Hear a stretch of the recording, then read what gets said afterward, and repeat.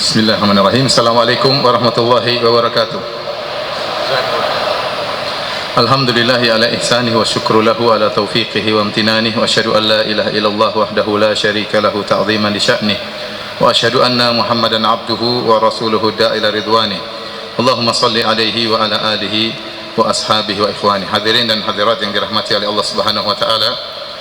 Sungguhnya puasa adalah ibadah yang spesial. Yang menyatakan puasa adalah ibadah spesial adalah Allah sendiri.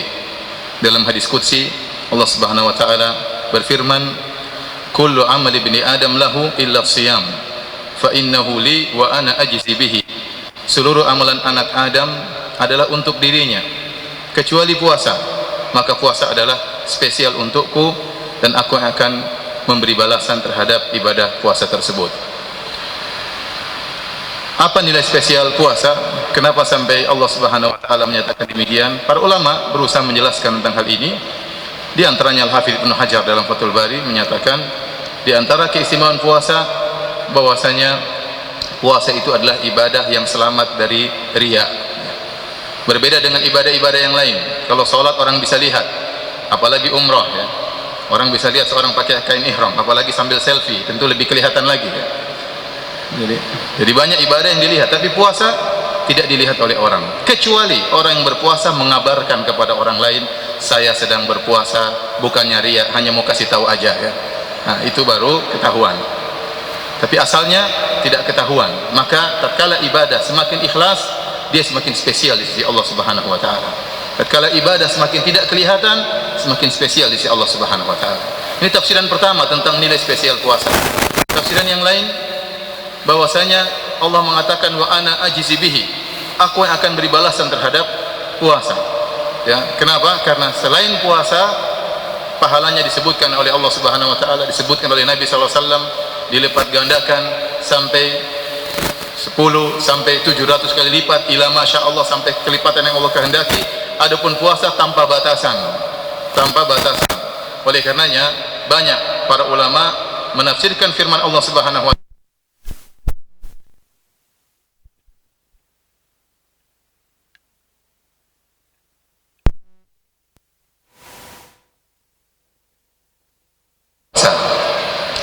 Taib. Hadirin dan hadirat yang dirahmati oleh Allah Subhanahu wa taala, untuk itu kita akan membahas fikih praktis tentang puasa agar kita bisa berpuasa sesuai dengan sunnah Nabi sallallahu alaihi wasallam dan di atas basirah, di atas petunjuk dari Nabi Muhammad sallallahu alaihi wasallam. Pembahasan pertama adalah tentang menentukan kapan satu Ramadan ya. Meskipun kita lihat terkadang terjadi perselisihan di antara kaum muslimin, tapi semuanya sepakat bahwasanya mereka tidak berpuasa kecuali satu Ramadan ya. Kapan satu Ramadan? Ya itulah terjadi perselisihan terkadang. Nah, bagaimana kita menentukan satu Ramadan? Ada kaidah yang agung dalam Islam yang bunyinya al-yaqin la yazulu bisyak, bahwasanya keyakinan itu tidak bisa dihilangkan dengan keraguan. Tetapi al-yaqin yazulu bil yaqin, keyakinan bisa dihilangkan dengan keyakinan yang lain. Karena keyakinan sangat kuat, kalau ada keraguan maka tidak bisa mengalahkan keyakinan. Jadi ini kaidah yang masuk dalam bab-bab fikih yang sangat luas ya. Di antaranya kita gunakan dalam masalah ini. Dalam menentukan awal bulan, kita yakin kita sekarang, contohnya kita sekarang yakin berada di bulan Sya'ban. Nah, kita tidak bisa menuju kepada bulan berikutnya kecuali ada keyakinan yang lain. Selama masih ragu apakah sudah masuk bulan berikutnya, maka kita kembali kepada hukum asal, kita masih di bulan Sya'ban. Makanya Nabi SAW melarang seorang untuk berpuasa di hari yang diragukan, kemudian dianggap bulan Ramadan. Dari hadis, dalam satu hadis ya, Rasulullah SAW disebutkan bahwasanya man soma fil yaumil ladzi yushakku fihi faqad asa Abul Qasim ya. Kalau tidak salah di sahabat Ammar bin Yasir, barang siapa yang berpuasa di hari yang diragukan, maka sungguh dia telah bermaksiat kepada Nabi sallallahu alaihi wasallam. Nabi juga berkata, la tuqaddimu Ramadan bi saumi yaumin wala yaumain. Janganlah kalian mendahului Ramadan dengan berpuasa sehari sebelumnya atau 2 hari sebelumnya. Karena itu hari yang diragukan. Hari yang diragukan. Nah, bagaimana kita bisa tahu bahwasanya kita masuk satu Ramadan? maka dengan salah satu antara dua hal. Yang pertama dengan melihat hilal. Rasulullah SAW bersabda, sumu li ru'yatihi, berpuasalah karena melihat hilal. Kalau hilal sudah kelihatan di malam ke-30 bulan Sya'ban, ya, hari ke-29 malam 30, jika hilal sudah kelihatan maka sudah dipastikan besok 1 Ramadan. Berarti keyakinan kita sudah hilang dengan keyakinan yang lain dengan terlihatnya hilal. Namun seandainya hilal tidak terlihat, maka bagaimana kita masuk 1 Ramadan? Caranya dengan menyempurnakan bulan Sya'ban 30 hari. Kata Nabi SAW, fa in gumma alaikum fa akmilu al-iddata Sya'ban 30. Kalau ternyata ada awan yang menghalangi terlihatnya hilal, maka sempurnakanlah bulan Sya'ban 30 hari. Nah, kalau bulan Sya'ban sudah 30 hari, kita yakin ini sudah selesai bulan Sya'ban, karena bulan tidak lebih dari 30 hari. Sehingga dengan demikian, dengan salah satu dari dua cara ini, terlihatnya hilal bulan Ramadan atau dengan menyempurnakan bulan Sya'ban, maka kita masuk di bulan Ramadan dengan keyakinan dan bukan dengan keraguan. Baik, kita lanjutkan. Kalau sudah diumumkan oleh pemerintah Republik Indonesia bahwasanya besok 1 Ramadan, maka mulai malam tersebut bulan Ramadan sudah masuk. Bulan Ramadan sudah masuk dan disyariatkan kita untuk sholat malam, sholat tarawih, dan juga untuk berpuasa keesokan harinya. Yang pertama akan kita bahas adalah masalah niat. Seorang yang hendak berpuasa wajib, baik puasa Ramadan atau puasa qada atau puasa bayar kafarah, maka wajib bagi dia untuk berniat sejak malam hari sebelum terbit fajar. Dalam hadis Rasulullah SAW bersabda, man lam yubayyitis siyam minal lail fala siyama lahu. Barang siapa yang tidak berniat untuk puasa sejak malam hari, maka tidak ada puasa baginya. Ini berlaku pada seluruh puasa wajib. Berbeda dengan puasa sunnah. Kalau puasa sunnah, seorang boleh berniat di siang hari, tidak ada masalah, ya. Dan ini pernah dilakukan oleh Nabi SAW dan juga para sahabatnya. Boleh berniat di siang hari. Sebagian dalam satu hadis, ya, bahwasanya suatu hari Rasulullah SAW datang ke Aisyah radhiyallahu taala anha. Kemudian Rasulullah SAW bertanya, hal indakum syai'? Apakah ada makanan? Apakah ada sarapan? Qulna la, kata Aisyah, tidak ada makanan. Kata Nabi SAW, fa inni idzan shaim, kalau begitu saya puasa. Kalau begitu saya puasa. Tadinya Nabi belum niat berpuasa, tatkala tidak ada makanan, maka Nabi berkata, kalau begitu saya puasa. Dan ternyata ini juga dilakukan oleh para sahabat. Al-Imam Al-Bukhari menyebutkan, wa qalat Ummu Darda. Ummu Darda berkata, kana Abu Darda yaqul, Abu Darda radhiyallahu anhu berkata, indakum ta'am, wahai Ummu Darda, ada sarapan atau tidak? Fa in qulna la, kalau kami berkata tidak ada sarapan, qala fa inni shaimun yaumi hadza, maka pada hari ini saya akan berpuasa.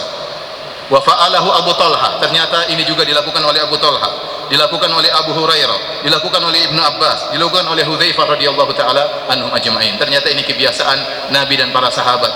Kalau datang ke rumah istrinya, tanya ada sarapan? Kata istrinya tidak ada. Kata mereka, kalau gitu kami puasa. Sungguh indah kalau semua suami seperti ini, ya. Tanya sama istri, mami ada makanan enggak? Enggak ada. Kalau gitu papi puasa, ya. Luar biasa, ya. Akhlak yang tinggi, ya. Ini perbedaan antara puasa sunnah dengan puasa wajib, ya. Mami ada makanan enggak? Enggak ada. Kalau gitu papi puasa. Besoknya lagi, mami ada makanan enggak? Enggak ada. Mami ngapain aja dari pagi, ya? Masa papi puasa terus? Baik, kita lanjutkan. Sebaliknya orang puasa sunnah juga dia boleh membatalkan di hari yang lain. Disebutkan bahwasanya Nabi SAW datang kepada Aisyah, kemudian Aisyah berkata, dia lana haisun, ya Rasulullah, kami diberi hadiah hais. Hais itu makanan terbuat dari korma dan tepung dicampur dengan samin, ya.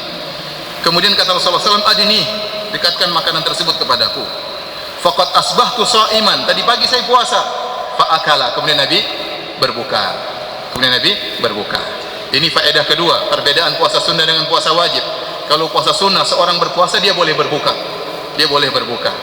Oleh karenanya tatkala dalam hadis Salman Al-Farisi waktu mengunjungi Abu Darda, kemudian Salman dijamu oleh Abu Darda, kemudian kata Salman, silahkan Abu Darda makan. Kata Abu Darda, fa inni shaim, sungguhnya saya sedang berpuasa. Kata Salman, la akul hatta ma ana biakil hatta takul, aku tidak akan makan sampai kau makan. Akhirnya Abu Darda membuka puasanya. Dari sini kita tahu perbedaan antara puasa wajib dan puasa sunnah dari sisi niat. Kalau puasa wajib, niatnya harus dari sejak malam. Maka kalau seorang di malam hari berkata, besok saya puasa enggak ya, saya enggak tahu ya, maka puasanya tidak sah. Puasanya tidak sah. Dia harus di malam hari terbetik dalam dirinya, saya besok mau puasa, dengan niat yang jazimah, dengan niat yang mantap. Niat tersebut bisa misalnya dia terbetik dalam hatinya, atau kemudian misalnya dia pasang wecker untuk bangun, alarm untuk bangun sebelum subuh, atau dia beli misalnya nasi bebek di malam hari untuk sahur. Berarti niat atau tidak? Niat, sudah beli nasi. Ini untuk apa? Untuk sahur. Berarti dia sudah niat untuk puasa besok ya. Adapun puasa sunnah, seorang boleh berniat di siang hari. Tetapi kata para ulama, barang siapa di siang hari kemudian niat puasa sunnah misalnya jam 10 pagi, maka pahalanya baru mengalir jam 10 pagi. Argo pahalanya baru jalan jam 10 pagi. Innamal a'malu binniyat, sungguhnya amalan tergantung niatnya. Perbedaan pertama. Perbedaan kedua, kalau puasa wajib tidak boleh dibatalkan kecuali uzur. Seorang tidak boleh membatalkan puasanya. Misalnya seorang wanita di bulan lain dia berniat untuk puasa qadha, maka boleh dia batalkan di tengah jalan, kecuali ada uzur syar'i, misalnya dia sakit atau dia bersafar ya. Bahkan kata para ulama, kalau suaminya ngajak berhubungan tidak boleh dia batalkan. Kenapa? Karena dia sedang berpuasa wajib. Berbeda dengan puasa sunnah. Kalau puasa sunnah dia ingin batalkan, tidak ada masalah ya. Dia ingin batalkan, tidak ada masalah. Baik, ini berkaitan dengan niat. Perkara berikutnya, bolehkah kita berniat sebulan penuh ataukah setiap malam harus berniat? Ada khilaf di kalangan para ulama, tetapi pendapat yang lebih hati-hati, seorang hendaknya berniat setiap malam. Setiap malam dia pasang niat, besok saya mau puasa. Ini lebih hati-hati agar kita keluar dari khilaf. Lagi pula puasa Ramadan itu satu hari tidak ada hubungan dengan hari yang lainnya. Masing-masing hari berdiri secara sendiri-sendiri. Lain halnya tatkala misalnya seorang puasa kafarah, dia harus bayar kafarah ya, siyamu syahraini mutatabi'ain, puasa 2 bulan berturut-turut. Maka antara hari pertama sampai hari ke-60 itu berkaitan. Karena barang siapa yang batal di tengah tanpa uzur, dia harus ulangi dari awal. Misalnya dia puasa sudah 50 hari, ternyata dia batal tanpa uzur, dia harus ulangi lagi dari awal. Maka seperti ini boleh niat langsung sekaligus, saya berniat puasa kafarah 2 bulan, boleh. Kenapa? Karena hari pertama berkaitan dengan hari-hari selanjutnya. Adapun puasa Ramadan tidak, masing-masing hari berdiri sendiri. Ini pendapat. Dan pendapat yang lain, boleh berpuasa dengan niat sebulan penuh yang dilakukan oleh Ibnu Hajar rahimahullahu taala, karena ada satu hadis dalam Sahih Al-Bukhari, kata Nabi sallallahu alaihi wasallam, syahrani la yanqusan syahru idin, Ramadan wa Dzulhijjah. Kata Nabi sallallahu alaihi wasallam, 2 bulan yang tidak pernah berkurang, yaitu 2 bulan yang ada lebarannya, yaitu bulan Ramadan dan bulan Dzulhijjah. Kata Nabi, 2 bulan yang tidak pernah berkurang. Artinya apa? Sebagian ulama menafsirkan bulan Ramadan apakah 29 hari atau 30 hari nilainya sama. Anda berpuasa 29 hari atau Anda berpuasa 30 hari pahalanya sama. Bahkan hari-hari Ramadan yang dilalui oleh Nabi SAW kebanyakannya 29 hari ya. Jadi seorang tatkala puasa 29 hari sama dengan puasa 30 hari. Dari sini Ibnu Hajar mengambil faedah bahwasanya kalau 29 dianggap sama 30 sama, berarti Ramadan satu kesatuan, maka seorang boleh berniat langsung 1 bulan. Tapi saya katakan lebih hati-hati, setiap malam kita berniat besok saya mau puasa. Mudah, perkaranya mudah. Baik, setelah kita berniat, apa yang kita lakukan? Bersahur. Ada beberapa adab yang berkaitan dengan masalah sahur. Yang pertama, hadirin hadirat yang dirahmati oleh Allah Subhanahu wa taala, as-sahur dalam bahasa Arab artinya qubail subh, yaitu menjelang subuh. Itu namanya waktu sahur. Nah, Allah memuji orang-orang yang beristighfar di waktu sahur. Wal mustaghfirina bil ashar. Orang-orang yang beristighfar kepada Allah di waktu sahur. Jadi waktu sahur adalah waktu menjelang subuh. Nah, kalau seorang ingin mendapat faedah menjalankan sunnah Nabi dalam berpuasa, maka hendaknya dia bersahur menjelang subuh. Adapun orang-orang yang bersahur misalnya jam 1 malam atau jam 2 malam, hakikatnya dia tidak bersahur. Itu namanya bukan makan sahur, itu namanya makan malam. Itu namanya makan malam. Ada bahaya laten, bahaya lapar tengah malam. Ya. Kalau namanya sahur itu menjelang subuh. Dan itu yang dicontohkan oleh Nabi Shallallahu Alaihi Wasallam. Bahwasanya Rasulullah SAW sahurnya menjelang subuh. Saya bacakan hadisnya dalam Sahih Al-Bukhari dari Qatadah dari Anas bin Malik radhiyallahu anhu, anna Nabi sallallahu alaihi wasallam wa Zaid bin Thabit tasahhara. Bahwasanya Nabi dan Zaid bin Thabit mereka bersahur berjamaah. Falamma faragha min suhurihima, tatkala mereka berdua selesai dari sahur mereka berdua, yaitu Nabi sallallahu alaihi wasallam dan Zaid bin Thabit, qama Nabiullah ila salati, maka Nabi langsung pergi menuju untuk salat. Fa shalla, kemudian beliau salat.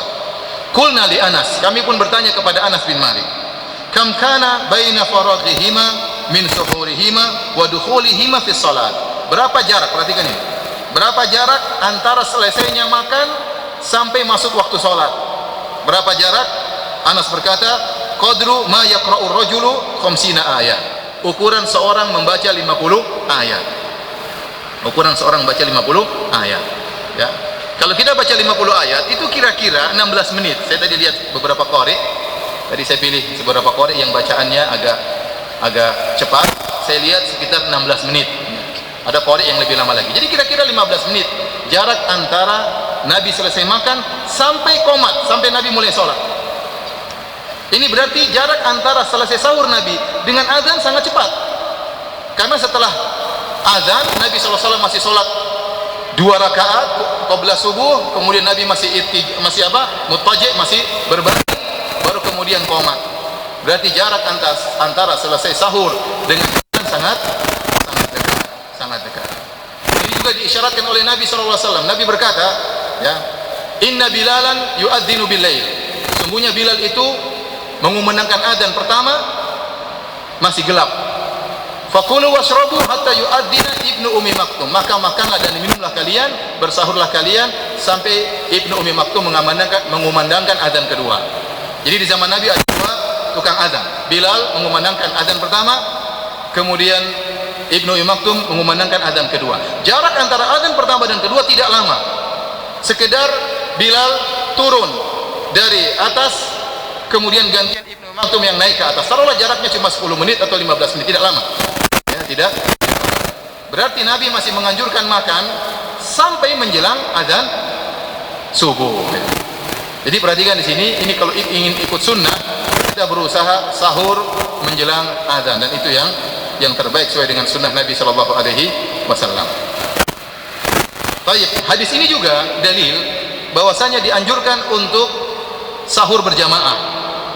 Karena Zaid bin Thabit tidak tinggal bersama Nabi, tetapi dia keluar di malam hari, pergi menuju rumah Nabi, kemudian makan bersama Nabi Shallallahu Alaihi Wasallam. Ini dalil bahwasanya bukan cuma buka puasa berjamaah yang dianjurkan, bahkan sahur berjamaah juga dianjurkan dalam syariat Islam. Oleh karenanya bukan cuma, bahkan Ibnu Hajar menyebutkan ini membuka pintu sedekah. Jadi jangan kita fokus aja pahala berbuka puasa, kita menyediakan makanan untuk orang sahur juga berpahala di sisi Allah Subhanahu wa taala. Baik. Sampai kapan boleh makan? Jelas dalam Al-Qur'an kata Allah Subhanahu wa taala, "Fal ana bashiruhunna wabtagu ma kataballahu." Dan di malam hari, ya, silakan menggauli istri-istri kalian dan carilah rezeki yang Allah tetapkan bagi kalian. Wa kulu washrabu, makanlah dan minumlah kalian, hatta yatabayyana lakumul khaytul abyadu minal khaytil aswadi minal fajr, sampai jelas benang putih dari benang hitam dari fajar. Yaitu Allah mengatakan, berhubunganlah dengan istrimu, gaulilah istrimu, makanlah dan minumlah. Boleh sampai kapan? Sampai terbit fajar, itu sampai azan subuh. Sampai azan subuh. Itu batas terakhir seorang boleh makan, boleh minum, boleh menggauli istrinya. Nah, dari sini kita tahu kesalahan yang beredar di masyarakat tatkala mereka menentukan imsak 10 menit sebelum subuh, sehingga dipahami oleh sebagian orang tatkala imsak sudah nggak boleh makan dan minum lagi, padahal masih ada 10 menit. Dan lebih parahnya lagi, akhirnya masyarakat mereka berhenti makan lagi sebelum imsak lagi. Jadi tatkala tahu 10 menit sebelum azan subuh tidak boleh makan dan minum, akhirnya mereka maju lagi 5 menit lagi, sehingga 15 menit sebelum azan mereka sudah tidak mau lagi makan dan minum. Jadi ini kesalahan ya. Sungguhnya 10 menit masih boleh makan dan masih boleh minum. Dan 10 menit itu lumayan banyak, masih bisa 1 piring, masih bisa 2 piring ya. Kemudian juga kalau ada seorang ternyata syahwatnya bergelora menjelang subuh, dia masih boleh menggauli istrinya. Sampai kapan? Sampai azan subuh. Kalau azan sudah dikumandangkan harus selesai. Harus selesai. Makan dan minum harus selesai, bergaul dengan istri juga harus selesai. Kalau dia nekat melanjutkan makan dan minumnya, dia nekat melanjutkan bergaul dengan istrinya, puasanya batal.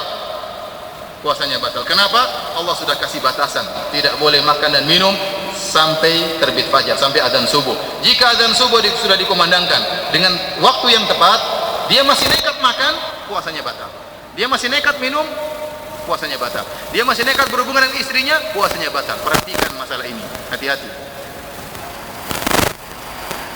Taib Ustaz, bukankah ada hadis Rasulullah SAW mengatakan, "Idza sami'a ahadukumun nida wal ina'u fi yadihi fala yadha'u hatta yaqdi hajatahu." Dalam hadis dari Abu Hurairah radhiyallahu anhu, Rasulullah SAW bersabda, jika salah seorang dari kalian mendengar azan dikumandangkan sementara dia masih memegang secangkir air, maka janganlah dia letakkan gelasnya tersebut sampai dia menunaikan hajatnya, yaitu minum dulu meskipun sudah dikumandangkan azan. Ini hadis ya. Jumhur ulama mentakwil hadis ini. Mereka bawakan kepada bahwasanya jika Anda mendengar azan dan Anda masih ragu apakah sudah terbit fajar atau belum, dibawa pada takwil seperti. Kenapa? Karena hadis ini secara zahirnya bertentangan dengan nas ayat dan hadis-hadis yang banyak lainnya. Seperti kata Nabi tadi, kalau Bilal mengumandangkan azan, makan dan minumlah kalian sampai kalian mendengar azannya Ibnu Ummi Maktum. Hadis semisal ini banyak dan ayat jelas. Kemudian datang satu hadis yang masih diperselisihkan tentang kesahihannya, kemudian menjadi hakim atas seluruh hadis dan ayat, maka ini cara yang keliru. Oleh karena jumhur ulama mentakwil hadis ini, maksudnya apa?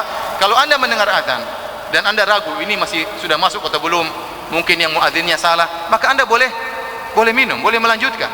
Tapi kalau Anda sudah yakin bahwasanya ini sudah masuk waktu azan subuh, maka tidak boleh Anda makan dan minum. Kalau nekat, maka makan dan minumnya nekat, maka puasanya batal. Perhatikan ini.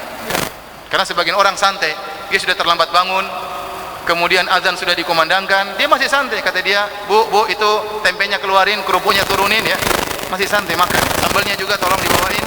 Dalam kondisi santai, dia tidak tahu bahwasanya batasan makan sudah telah ditetapkan oleh Allah Subhanahu wa taala sampai terbit fajar.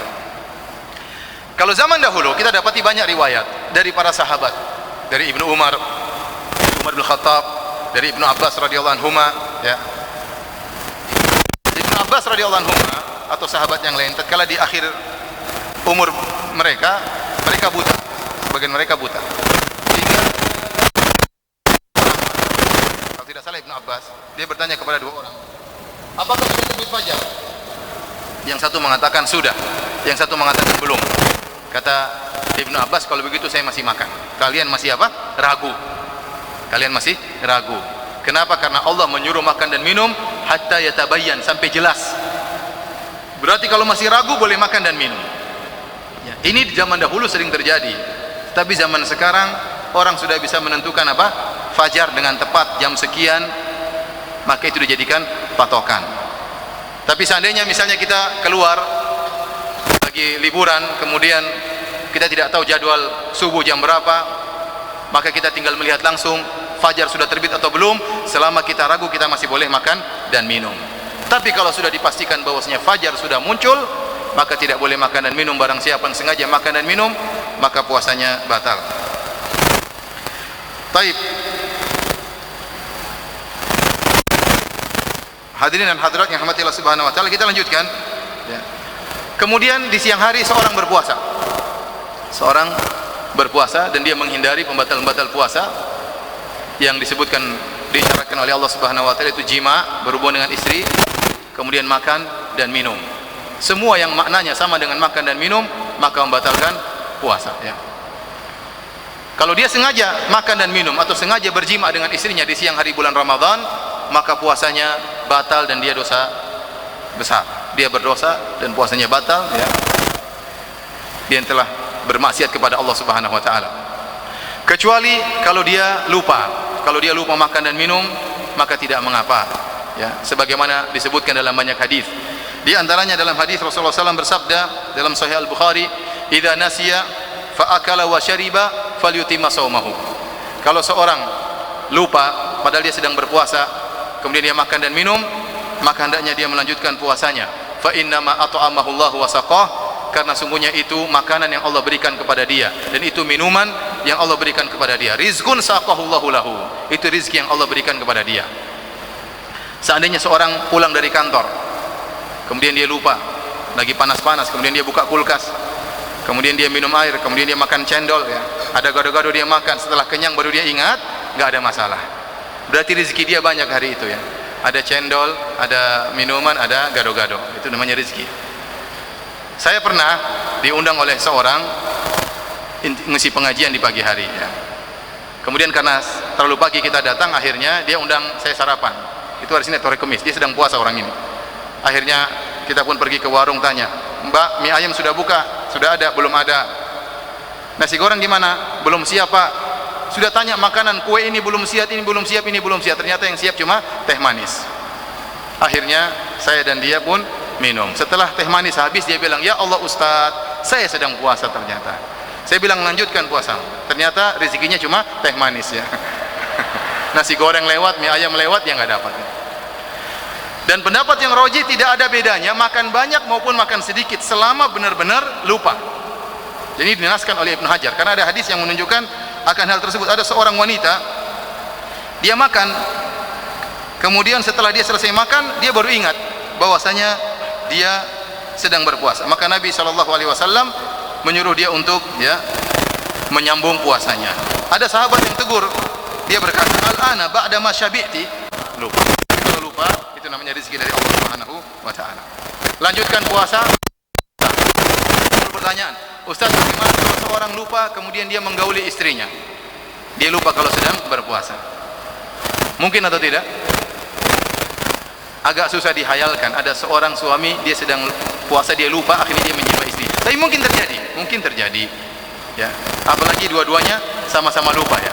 Biasanya kalau suaminya lupa, istrinya apa? Ingat ya. Tapi kalau dua-duanya sama-sama lupa, agak berat dihayalkan. Pura-pura lupa ya. Tapi seandainya lupa, pendapat yang rajih bahwasanya puasanya sah. Kenapa? Karena itu benar-benar dikerjakan karena lupa. Tapi kita lanjutkan. Kalau seorang sedang berpuasa di siang hari sampai terbenam matahari, maka dia berbuka puasa. Kita akan berbicara tentang adab-adab berbuka. Seorang dianjurkan untuk berbuka dengan segera.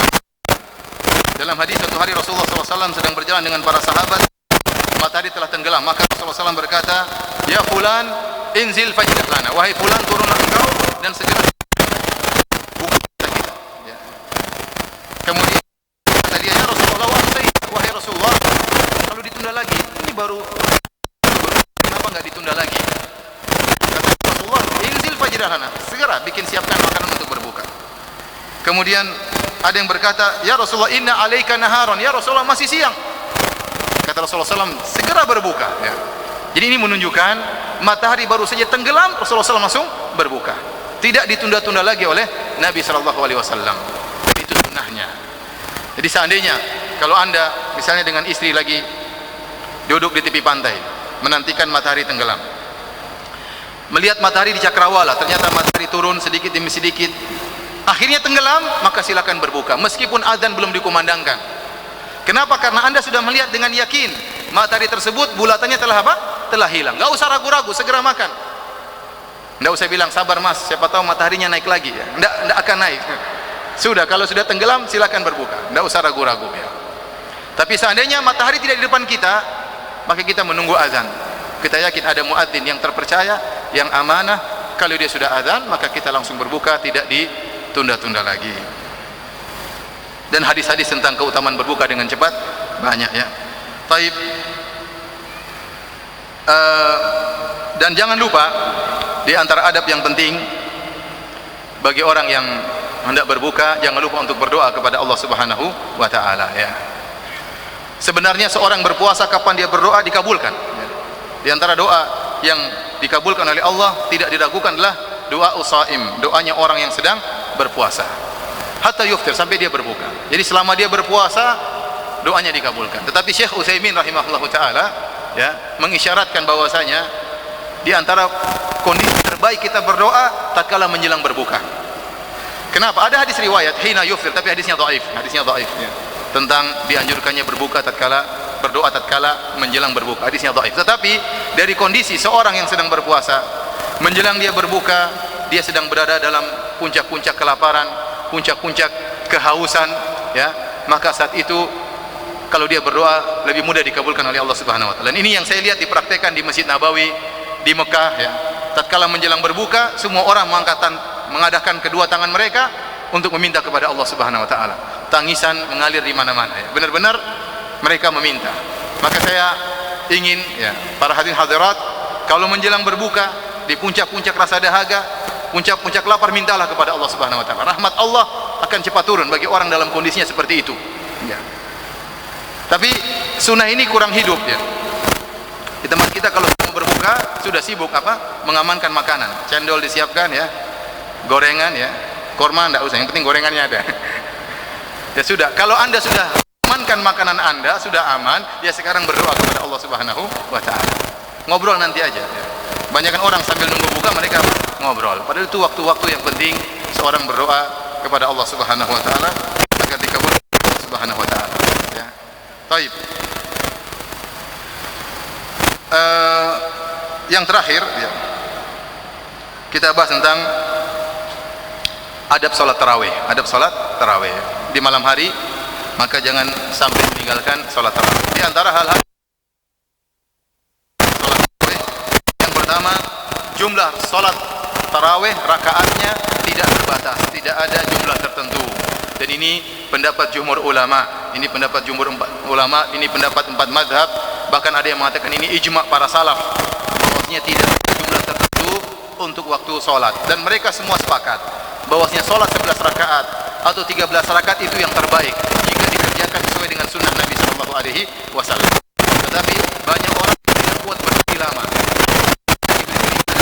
Untuk membaca cepat tidak lama, tetapi memperbanyak rakaat. Karena yang menjadi patokan syariat adalah berapa lama. Apakah Anda tempuh dengan 11 rakaat dengan waktu yang panjang, ataukah Anda tempuh dengan jumlah rakaat yang banyak dengan rakaat yang ringan-ringan? Oleh karenanya Ibnu Taimiyah rahimahullah dalam Majmu' Fatawa, Ibnu Taimiyah berkata, "Wa man dhanna anna qiyam Ramadan fihi adadun muwaqqatun 'anil Nabi sallallahu alaihi wasallam la yuzadu fihi wa la yunqas minhu faqad akhta'a."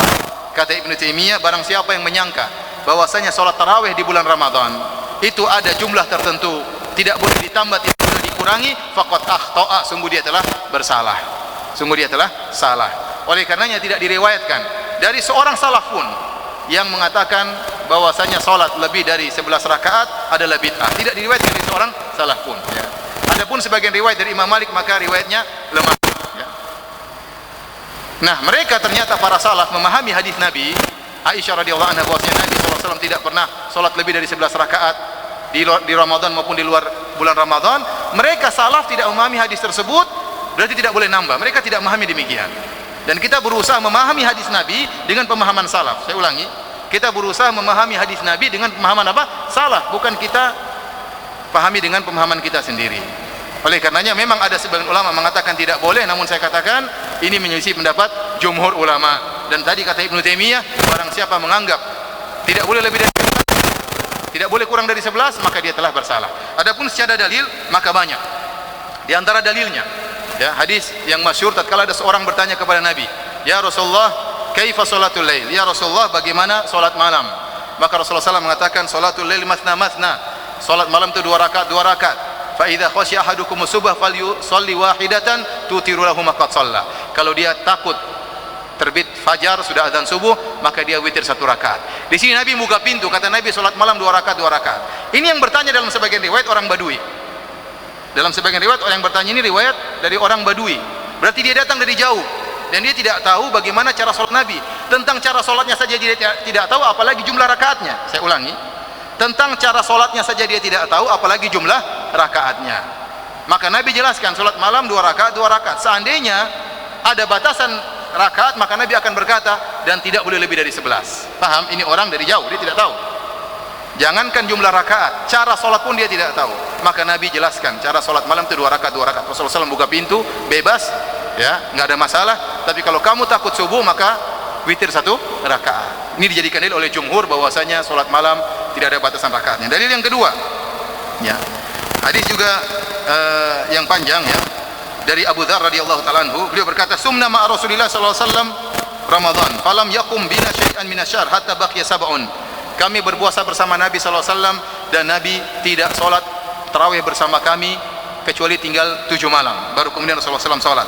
Maka kami pun salat malam bersama Nabi sampai 1/3 malam yang pertama lewat. Kemudian tinggal 6 hari Nabi juga tidak salat malam.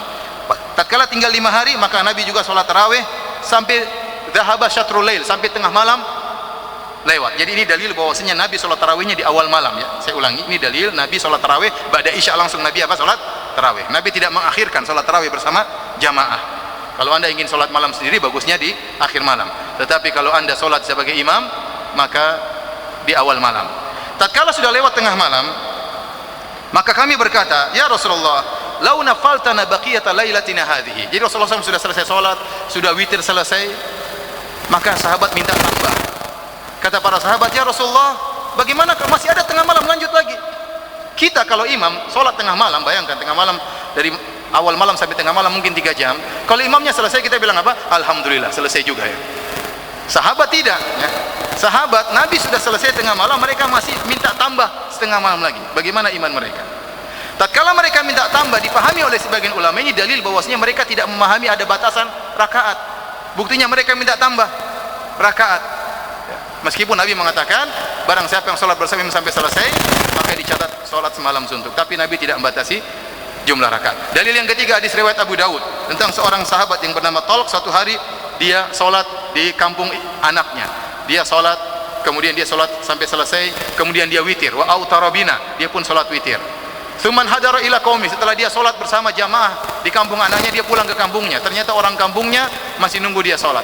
Maka dia jadi imam lagi, sholat lagi bersama mereka. Tatkala tiba saat witir, qaddama rajulan, dia suruh orang lain untuk jadi sholat witir. Maka ditanya kenapa, kata dia, Rasulullah bersabda, la witrani fi lailah, tidak ada 2 witir dalam satu malam. Maksud saya, ini sahabat sudah selesai sholat 1 ronde dengan jamaah, mungkin 11 rakaat sudah selesai. Ternyata dia masih sholat lagi, jadi imam lagi, berarti rakaatnya bertambah lagi. Ini semua dalil menunjukkan bahwasanya jumlah rakaat tarawih tidak terbatas pada jumlah tertentu. Maka bagi Anda yang sudah sholat bersama imam, ternyata dia masih berniat, rindu ingin sholat malam lagi, karena imamnya cuma setengah jam sudah selesai, dia ingin tambah lagi, maka dia boleh tambah di malam hari. Ada 2 cara disebutkan oleh para ulama, ada cara yang lain, tapi 2 yang saya pilih. Yang pertama, kalau Anda sholat ternyata imam cepat, setengah jam sudah selesai, Anda witir bersama imam, tatkala imam salam, Anda berdiri tambah 1 rakaat, sehingga itu bukan witir bagi Anda. Kemudian di malam hari baru Anda kemudian sholat, kemudian Anda tutup dengan witir. Ini cara pertama. Cara kedua, Anda sholat bersama imam, witir bersama imam. Setelah witir bersama imam, kalau di malam hari ditakdirkan oleh Allah untuk bangun ingin sholat malam, maka silakan sholat 2 rakaat, tapi jangan witir lagi.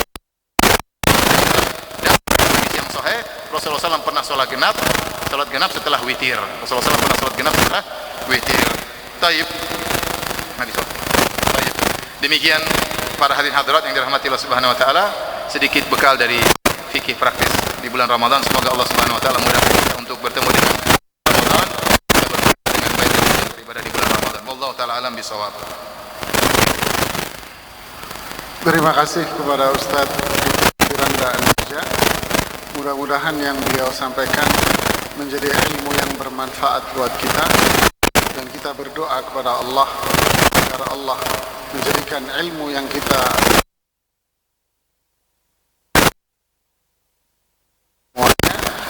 berdoa kepada Allah agar ilmu yang kita peroleh dimudahkan oleh Allah untuk kita amalkan.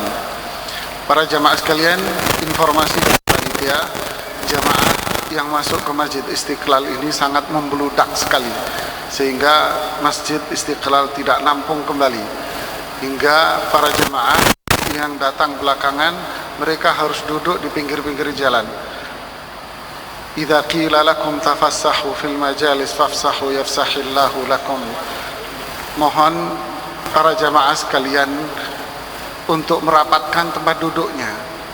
Kalau bisa maju, tolong maju lagi.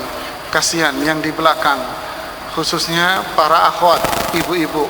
Saya melihat di sini ibu-ibu itu duduk di tangga-tangga, dan panitia bilang ada ibu-ibu yang berada di luar masian. Ya, tolong dirapatkan kembali majelisnya. Ya, mudah-mudahan Allah memberikan kelapangan buat kita semuanya di dunia dan di akhirat. Ya. Materi yang kedua, ya silakan untuk merapatkan, silakan.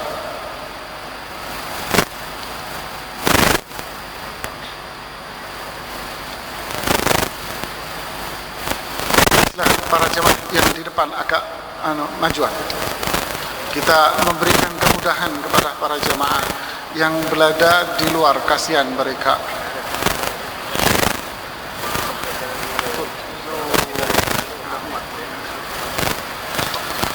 Terima kasih banyak kepada para ikhwah sekalian, pada saudara-saudara, ibu-ibu.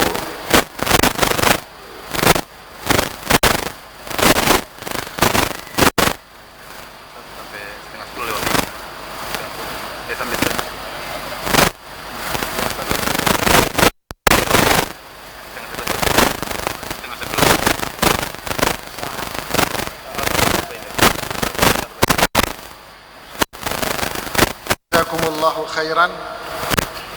Mudah-mudahan kita melapangkan tempat kita, Allah lapangkan urusan kita di dunia dan di akhirat semuanya. Para jemaah sekalian, kita masuk pada sesi yang kedua, disampaikan oleh Ustadz kita Dr. Sofyan Baswedan. Beliau doktor di bidang ilmu akidah, di bidang ilmu hadis dari Jami'ah Al-Islamiyah. Untuk itu beliau akan menyampaikan di sini hadis-hadis dhaif atau palsu seputar bulan Ramadan. Kepada beliau kami persilahkan. Bismillahirrahmanirrahim. Assalamualaikum warahmatullahi wabarakatuh. Alhamdulillahi ala ihsanih والشكر له على فضله وامتنانه أشهد أن لا إله إلا الله وحده لا شريك له تعظيما لشانه وأشهد أن محمدا عبده ورسوله الداعي إلى رضوانه صلى الله عليه وعلى آله وصحبه ومن سار على نهجهم إلى يوم الدين أما بعد أيها الإخوة والأخوات رحمني ورحمكم الله جميعا. Bulan Ramadan adalah bulan musim ibadah yang tak ternilai harganya. Kaum muslimin berlomba-lomba untuk memanfaatkan setiap detik untuk mendekatkan diri mereka kepada Allah Subhanahu wa ta'ala, mulai dari ibadah saum yang merupakan ciri khas dari bulan Ramadan, diikuti dengan lantunan ayat-ayat Al-Quran yang terdengar di mana-mana. Kemudian salat berjamaah di masjid-masjid yang lebih ramai daripada biasanya, termasuk suasana buka bersama yang demikian hangatnya. Maklum saja ayyuhal ikhwah wal akhawat, sebab semangat kaum muslimin untuk beribadah pada bulan ini memang meningkat seiring dengan dibukanya pintu-pintu jannah, ditutupnya pintu-pintu Jahannam, dan dibelenggunya syaitan sebagaimana yang disabdakan oleh Nabi sallallahu alaihi wasallam fi sahihain an Abi Hurairah radhiyallahu anhu anna Nabi sallallahu alaihi wasallam qala idza dakhala Ramadan futihat abwabul jannah wa ghulqat abwabu jahannam wa sulsilatis syayatin. Artinya peluang untuk beramal soleh terbuka selebar-lebarnya sedangkan godaan untuk maksiat berkurang drastis, sehingga banyak orang yang terselamatkan dari neraka dan berpeluang besar untuk masuk surga. Kendati pun demikian, ayyuhal ikhwah wal akhwat, semangat beramal saleh yang demikian meluap-luap ini haruslah didasarkan kepada niat yang ikhlas dan ilmu yang benar. Jangan sampai kita semangat untuk beribadah, semangat untuk beramal, akan tetapi pijakannya adalah hadis-hadis yang lemah. Ibarat orang ingin membangun istana yang megah, dia curahkan waktunya, dia belanjakan hartanya, tapi pondasinya rapuh, sehingga bukan kenyamanan dan keamanan yang dia dapat, tapi justru bahaya. Suatu saat bisa saja rumah ini roboh menimpa dirinya. Oleh karenanya, ayyuhal ikhwah wal akhwat, sebelum saya masuk ke inti pembahasan tentang hadis-hadis dhaif seputar bulan Ramadan, ada muqaddimah singkat yang perlu saya jelaskan terlebih dahulu tentang bagaimana para ulama kita menyikapi hadis-hadis yang dhaif ini. Dalam abad-abad terdahulu, di masa keemasan ilmu hadis, a'immatul hadis seperti al-Imam Ahmad ibn Hanbal, Abdullah ibn al-Mubarak, Abdurrahman ibn Mahdi, dan yang semisal dengan mereka pernah mengatakan, dan yang saya kutip di sini adalah ucapan Imam Ahmad, qala rahimahullah, idza rawayna fil ahkami wal halali wal haram tashaddadna.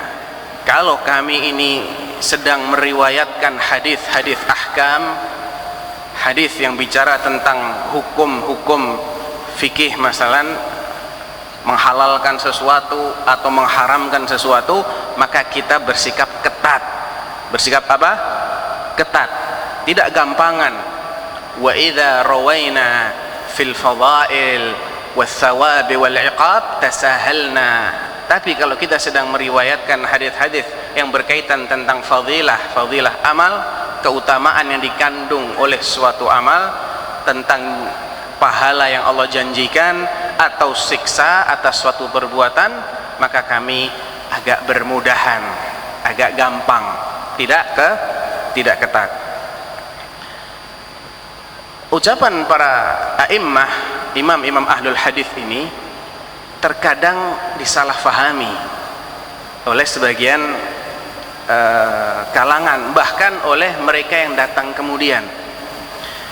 Bagaimana kesalahpahaman ini terjadi? Hal ini dijelaskan oleh Syekh Al-Allamah Abdurrahman bin Yahya Al-Muallimi Al-Yamani, salah seorang ahlul hadis dari negeri Yaman. Dan saya baca, Syekh Abdurrahman ini punya saudara yang matinya di Indonesia. Ya, saudara kandung beliau mati di Indonesia. Beliau, Syekh Abdurrahman ini Al-Muallimi, wafat tahun 1386 Hijriah. Dikenal di masanya sebagai Imam Zahabinya zaman itu. Saking tekunnya beliau dalam membaca, menelaah, mempelajari ilmu-ilmu hadis, rijalul hadis, ya, dan hal-hal yang berkaitan dengannya. Apa kata beliau? Ma'na at-tasahul fi ibaratil a'immah huwa at-tasahul birriwayah. Maksud dari sikap bermudah-mudahan yang dikatakan oleh Imam Ahmad dan ulama-ulama semasanya adalah dalam hal meriwayatkan saja. Tapi belum titik ya, antum simak dulu. Kana minal a'immah man idza sami'a al-hadith lam yarwihi hatta yatabayyana lahu annahu sahihun aw qaribun min as-sahih aw yushiku an yasihha idza wujida ma yu'addiduhu. Artinya begini, beliau kemudian menjelaskan tentang tipikal para ahlul hadis. Ada di antara mereka yang kalau ingin meriwayatkan suatu hadis, mendengar suatu hadis dari gurunya dengan sanad yang bersambung sampai kepada Nabi, maka dia tidak serta-merta meriwayatkannya sampai dia benar-benar memastikan bahwasanya ini adalah hadis yang sahih atau mendekati derajat sahih atau minimal hampir saja dia bisa disahihkan, alias tinggal ada penguat sedikit aja dari dalil yang lain, langsung dia masuk kategori hadis yang benar, yang sahih. Fa idza kana duna dzalik lam yarwihi albattah. Tapi kalau derajatnya itu di bawah yang level ketiga yang terakhir saya sebutkan tadi, alias walaupun ada dalil lain dia nggak bisa diperkuat, maka para ulama tipe yang pertama ini tidak akan meriwayatkannya sama sekali. Kemudian tipe lain bagaimana? Wa minhum man idza wajada al-hadits ghaira syadidid dha'fi. Ada juga yang kalau menemukan atau mendengar suatu hadis yang tidak sangat lemah tapi tidak terlalu lemahnya, ya, bukan dhaif jiddan, bukan mungkar, bukan syadz dan yang semisalnya, walaysa fihi hukm la sunnah, dan ini juga tidak berbicara tentang hukum-hukum syar'i, tidak dalam konteks menghalalkan sesuatu, mengharamkan sesuatu, mewajibkan sesuatu, bahkan tidak juga menyunahkan suatu amalan yang tidak ada dalilnya kecuali hadis ini yang dhaif tapi tidak terlalu dhaif tadi. Jadi hadis yang diriwayatkan oleh ulama tipe kedua ini adalah hadis-hadis yang lemah tapi dalam bab selain halal haram, yakni bab fadhailul a'mal. Innama huwa fi fadilati amalin muttafaqin alaihi. Amalnya pun amal yang disepakati memiliki kemuliaan, keutamaan. Contohnya apa? Kal muhafadzah ala salawat fi jamaah wa nahwi dzalik. Contohnya seperti menjaga sholat 5 waktu berjamaah, kan banyak dalilnya, ya. Warka'u ma'ar raki'in, ya, dan lain-lain. Ini jelas mengandung fadilah.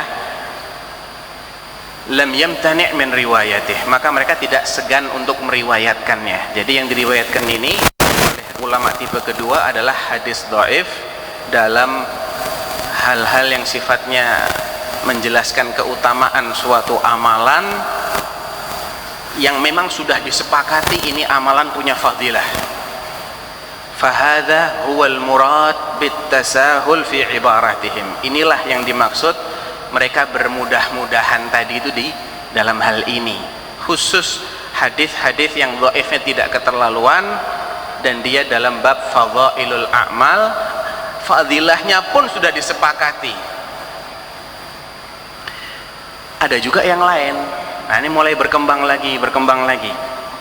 Qala al-muallimi rahimahullah ala anna jama'atan minal muhaddithin, ada juga sekelompok muhaddits ahlul hadis jawazu fi majami'ihim dzakal hadd, yang melampaui batasan ini. Jadi tidak hanya berhenti sampai hadis-hadis yang dhaifnya ringan saja, tidak hanya berhenti meriwayatkan sebatas hadis-hadis fadhailul a'mal saja, tapi mereka lebih berlonggar-longgar lagi. Sami'uhu wa lam yatabayyan lahum 'inda kitabatihi annahu batil. Jadi pokoknya mereka catat semua hadis yang mereka dengar beserta sanadnya, mereka catat, dan ketika mereka mencatat itu mereka memang belum meyakini, belum memastikan bahwasanya itu batil. Ada sih kemungkinan, tapi mereka belum memastikan itu. Pokoknya dengar hadis dengan sanadnya dicatat. Wa afrata akharun, yang lain lagi lebih lagi berlonggar-longgaran, fajama'u kullama sami'u. Pokoknya apa yang mereka dengar, apa yang mereka dapatkan dari guru-guru mereka, mereka kumpulkan dalam kitab-kitab mereka. mu'tadirin bi annahum lam yaltazimu illa an yaktubu ma sami'uh wa yadhkuru sanadah. Alasannya apa kok sampai belonggar-longgaran begitu? Kata mereka, karena memang kami ini hanya mengumpulkan apa yang kami dengar dari guru kami. Yang penting kami sudah sebutkan sanadnya, sudah, biar nanti orang-orang meneliti sendiri, bertanya kepada ahli-ahli hadis, ini hadis benar enggak? Karena hatta ya'riduhu ala ahli ma'rifati bil hadis wa rijalih. Nah, karena ada sikap toleran yang semakin bertambah-tambah inilah akhirnya datang generasi yang paling belakangan. Tsumma ja'al mutaakhirun. Generasi yang datang belakangan ini semakin parah kondisi. Ya, mereka akhirnya membuang sanadnya. Tinggal matannya saja. Tinggal bunyi hadisnya saja, sanadnya sudah dibuang. Sehingga kita semakin kesulitan untuk mengetahui ini benar enggak hadisnya. Ya. Kata beliau menutup penjelasan ini, sebetulnya solusinya mudah, kata Syekh Al-Muallimi rahimahullah, yakni tinggal bertanya kepada hadis. Tanyakan, benar enggak ini hadis? Ya. Rujuklah kepada ulama-ulama yang memang menguasai ilmu hadis, menguasai rijalul hadis, dan mereka orang-orang yang dikenal memiliki rasa takut kepada Allah. Ya. Selain kesalahpahaman dalam memaknai sikap tasahulnya para ulama salaf tadi, orang yang menyebarluaskan hadis dhaif juga rentan terjerumus dalam dosa besar. Dosanya tidak kecil, ayuhal ikhwah, besar dosanya. Berbohong nama Allah. Ya. Inna lillahi wa inna ilaihi raji'un. Ngeri ini dosa. Kok bisa begitu? Syekhul Islam Ibn Taimiyah menjelaskan. Qal wa kadzalika la yajuzu an yuthbata hukmun syar'iyyun min nadbin aw karahatin aw fadilatin. Ya, sebagaimana tidak diperbolehkan menetapkan suatu hukum syar'i seperti menyunahkan atau memakruhkan atau menetapkan adanya fadilah tertentu pada suatu amalan, wala amalin muqaddarin fi waqtin muayyan. Tidak boleh juga menentukan amalan dengan kadar tertentu di waktu tertentu. Lakukan ini di pagi hari sebanyak sekian kali, baca ini sekian kali, ditentuin kadarnya, ditentuin waktunya. Ini semua tidak boleh terjadi. Illa bihaditsin lam yu'lam haluhu annahu thabitun. Tidak boleh itu semua terjadi kalau dasarnya adalah sebuah hadis yang belum dipastikan validitasnya, belum bisa dipastikan, belum diketahui dengan benar bahwasanya ini hadis yang bisa diterima lah paling tidak. Fala budda min dalilin thabit yathbutu bihil hukmu syar'i. Intinya kata Syekhul Islam harus punya dalil yang valid untuk menetapkan suatu hukum syar'i tadi, baik menganggap sunnah, menganggap makruh, apalagi mewajibkan maupun mengharamkan, ya, menetapkan suatu fadilah amal. Ini semua harus berdasarkan dalil syar'i yang thabit, yang valid. Wa illa, ini intinya, kana qaulan 'ala Allah bighairi ilm. Kalau tidak begitu, masih pakai cara yang pertama tadi, hadis dhaif sudah nggak apa-apa, fadhailul a'mal sudah, anggap ini sunnah, anggap ini makruh hanya berdasarkan hadis dhaif, maka ini termasuk al-qaul 'ala Allah bighairi ilm, mengada-adakan perkataan atas nama Allah tanpa ilmu. Karena ketika kita menganggap ini sunnah, itu sebetulnya kita menetapkan hukum syar'i, dan hukum syar'i ini haknya Allah, bukan hak kita. Ya, kalau Allah memang mewahyukan kepada Rasulullah untuk menyampaikan ini disunnahkan, ya tentunya dengan kaidah-kaidah ilmu usul fikih, nggak sembarangan, itu lain ceritanya. Tapi kalau kita hanya mendasarkan kepada sebuah hadis yang derajatnya masih dhaif, kemudian kita anggap ini sunnah, ini makruh, maka ini termasuk mengada-adakan perkataan atas nama Allah.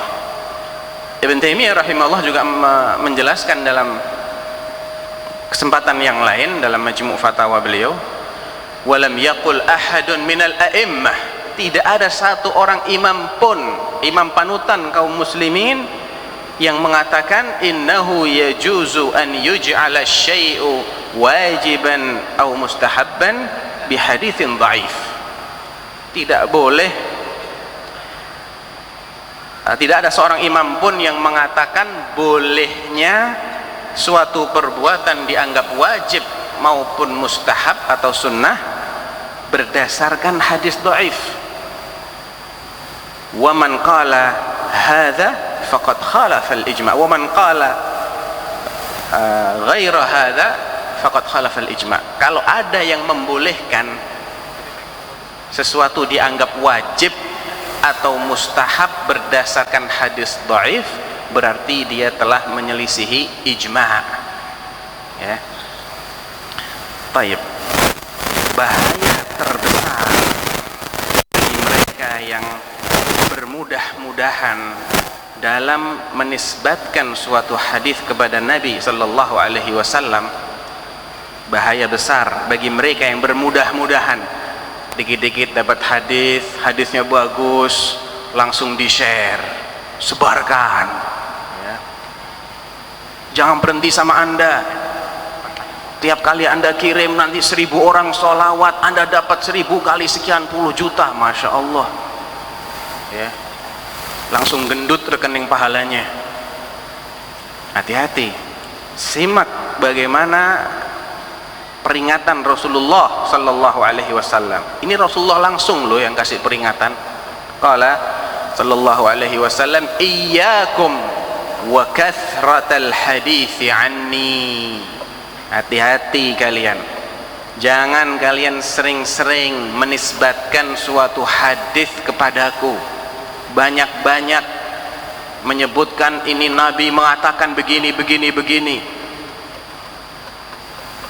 Faman qala alayya, kalau ada orang yang mau menisbatkan suatu ucapan kepadaku atau suatu perbuatan juga berlaku di sini, nggak cuma ucapan Nabi, perbuatannya Nabi atau persetujuannya Nabi, ingin kita sebutkan sebagai hadis Nabi, falyaqul haqqan aw sidqa, maka hendaklah dia mengatakan yang hak dulu. Benar nggak ini ucapan Nabi? Harus jujur kita, jangan asal kopas kemudian broadcast. Ancamannya apa? Wa man taqawwala alayya ma lam aqul falyatabawwa maq'adahu minan nar.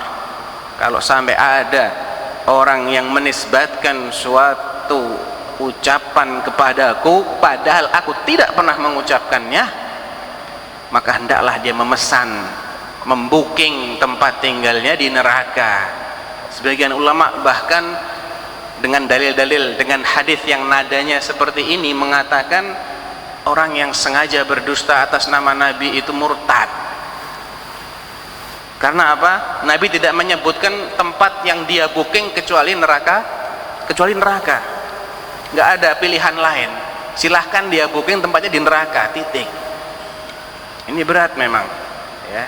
Sebagian ulama mengatakan seperti itu, walaupun ada juga yang mengatakan tidak sampai murtad, kecuali ada kecualinya, kalau dia menghalalkan kedustaan atas nama Nabi. Adapun ini ijma', sepakat membolehkan berdusta atas nama Nabi, murtadlah dia. Singkatnya ayuhal ikhwah, hadis yang tadi ini yang barusan ini diriwayatkan oleh Imam Ibnu Majah dengan sanad yang hasan, ya. Singkatnya, kalau kita ini belum tahu derajat suatu hadis yang akan kita sampaikan, maka jangan sekali-kali kita katakan Nabi bersabda, Nabi konon melakukan begini begitu, atau Nabi pernah melihat sesuatu kemudian beliau diam. Jangan kita dengan mudahnya menisbatkan hal tersebut kepada Nabi selagi kita belum tahu pasti itu memang sah dinisbatkan kepada Nabi. Ya. Jelaskan saja, saya belum tahu nih derajat hadisnya sahih apa enggak.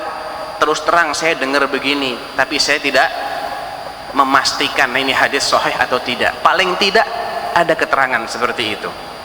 Kalau dia sudah tahu itu hadis dhaif, wajib dia jelaskan bahwasanya hadis ini dhaif.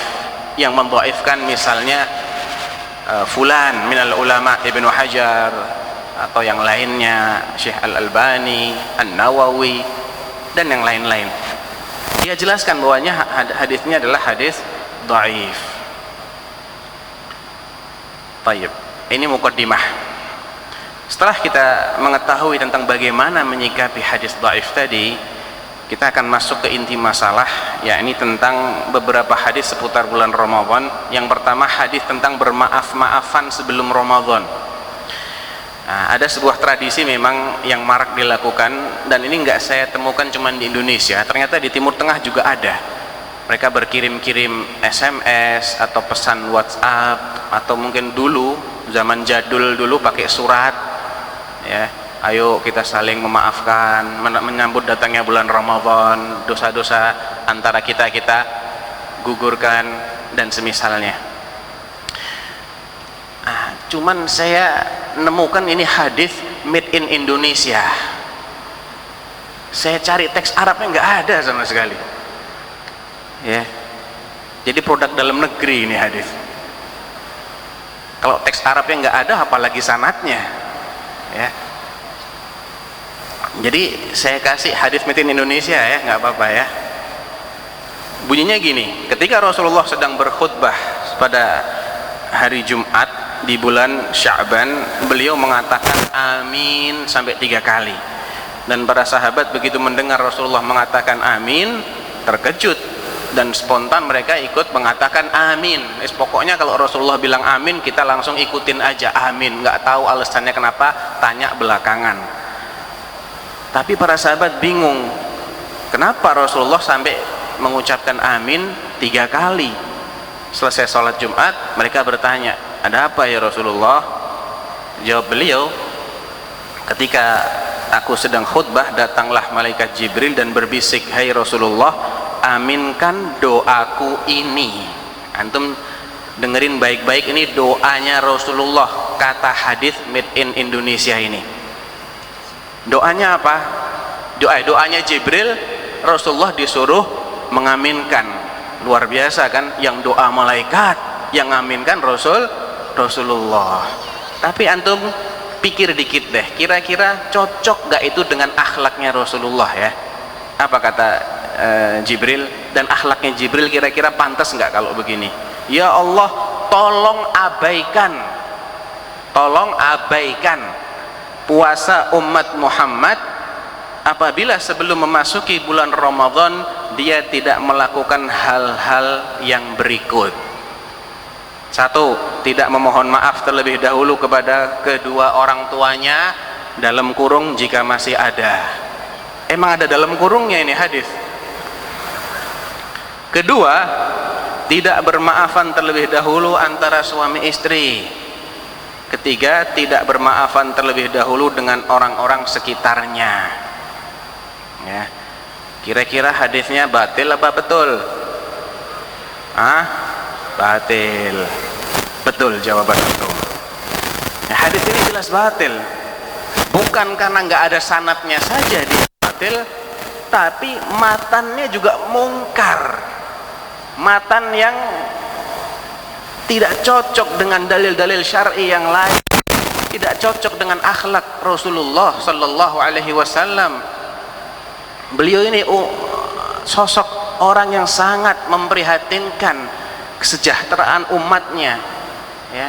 Masa cuman maaf-maafan nggak dilakuin saja, puasa kita disuruh diabaikan? Emang penting mana puasa sama maaf-maafan coba? Puasa Ramadan rukun Islam, baru rukun Islam. Rukun Islam kan? Kalau maaf-maafan rukun Islam. Masa puasa Ramadan suruh diabaikan? Gara-gara kita nggak maaf-maafan. Ya, ini indikator hadis yang palsu, hadis batil itu kayak gini nih. Kandungannya kandungan menyesatkan. Ya. Tayyib. Tapi ada tapinya. Bukan berarti bermaaf-maafan itu tidak dianjurkan, tidak, ya. Boleh kita mau bermaaf-maafan sebelum bulan Ramadan, boleh, nggak dilarang. Bahkan memang ada dalil-dalil yang mengarah kepada dianjurkannya hal tersebut. Tapi jangan dibilang kalau nggak maaf-maafan puasanya diabaikan sama Allah. Jangan sekali-kali kita katakan seperti itu. Di antara dalil yang mengarah ke sana adalah bahwa semua amal saleh, baik itu sifatnya ibadah mahdhah maupun muamalah hasanah, baik sifatnya ritual ibadah antara kita dengan Allah atau berhubungan baik dengan sama manusia, itu amal soleh itu dianjurkan setiap saat. Selagi kita memiliki kesempatan, silahkan beramal soleh, termasuk menjelang bulan Ramadan. Dan bermaaf-maafan amal soleh apa amal soleh? Amal soleh kan? Dari sini nggak masalah, ya, dia amal soleh, bagus dilakukan menjelang bulan Ramadan. Memang ada keistimewaan untuk menjelang bulan Ramadan ini, ada keistimewaan yang bisa kita simpulkan dari sebuah hadis yang diriwayatkan oleh Imam Bukhari dan Imam Muslim dalam sahihnya. Idza kana ahadukum yawman sha'iman fala yarfuth wala yajhal. Kalau suatu hari kalian ini sedang saum, sedang puasa, maka janganlah dia berbuat rafath, berbuat keji, berbuat yang tidak baik, baik ucapan maupun perbuatannya. Wala yajhal, dan jangan berbuat jahil, berbuat konyol. Fa in mru'un syatamahu aw qatalahu, kalau ada seseorang yang mencaci dia ketika dia sedang berpuasa atau ngajak bertengkar, falyaqul inni mru'un sha'im, inni mru'un sha'im. Katakan saja, saya sedang puasa ya, saya sedang puasa. Apa kesan yang bisa kita tangkap dari hadis ini? Artinya ketika seseorang sedang puasa itu jangan berkata-kata yang tidak baik, jangan pula meladeni orang lain yang ngajak bertengkar. Bahkan sudah dicaci maki, jangan tersulut emosinya. Saya harus bela nih harga diri saya, harus pertahankan ego saya. Nggak usah, maafin aja, gitu loh. Bilang saja, afwan, saya lagi puasa nih. Ada kesan untuk memaafkan kesalahan orang yang sudah keterlaluan seperti itu. Ada hadis lain. Sekarang kaitannya apa? Memaafkan dengan menjelang bulan Ramadan. Ya, bulan Ramadan ini adalah kesempatan emas. Ya. Dalam hadis yang diriwayatkan oleh Imam Muslim dari Abu Hurairah radhiyallahu anhu, Nabi SAW bersabda, "Tu'radu a'malun nasi kulla jumu'atin marratain, yaumal itsnin wa yaumal khamis." Amal-amal manusia itu dibawa menghadap kepada Allah dalam setiap pekan sebanyak 2 kali, pada hari Senin dan pada hari Kamis.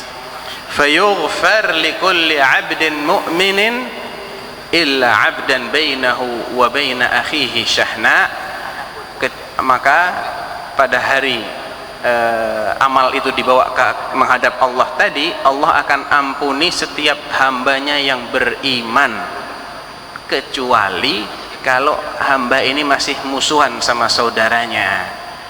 Fayuqal utruku hadzaini hatta yafi'a, biarkan saja 2 orang ini, jangan diampuni dulu sampai mereka mau akur kembali. Jadi kita pantas nggak khawatir kita nggak dapat ampunan Allah gara-gara kita masih punya dosa sama saudara kita? Pantas apa pantas? Dianjurkan kan kita punya kekhawatiran, karena ini menghalangi maghfirah Allah, adanya permusuhan ini, ya. Nah, di bulan Ramadan kita berharap gak diampuni sama Allah. Ada hadisnya nggak yang mengatakan bahwa Nabi pernah naik mimbar tiba-tiba bilang amin, amin, amin? Kenapa ya Rasulullah? Salah satunya beliau bilang apa? Raghima anfi rajulin adraka Ramadan walam yughfar dzambuh. Ya, merugi orang yang mendapati bulan Ramadan tapi nggak diampuni dosanya. Ini hadisnya sahih. Kalau yang tadi batil, yang ini betul.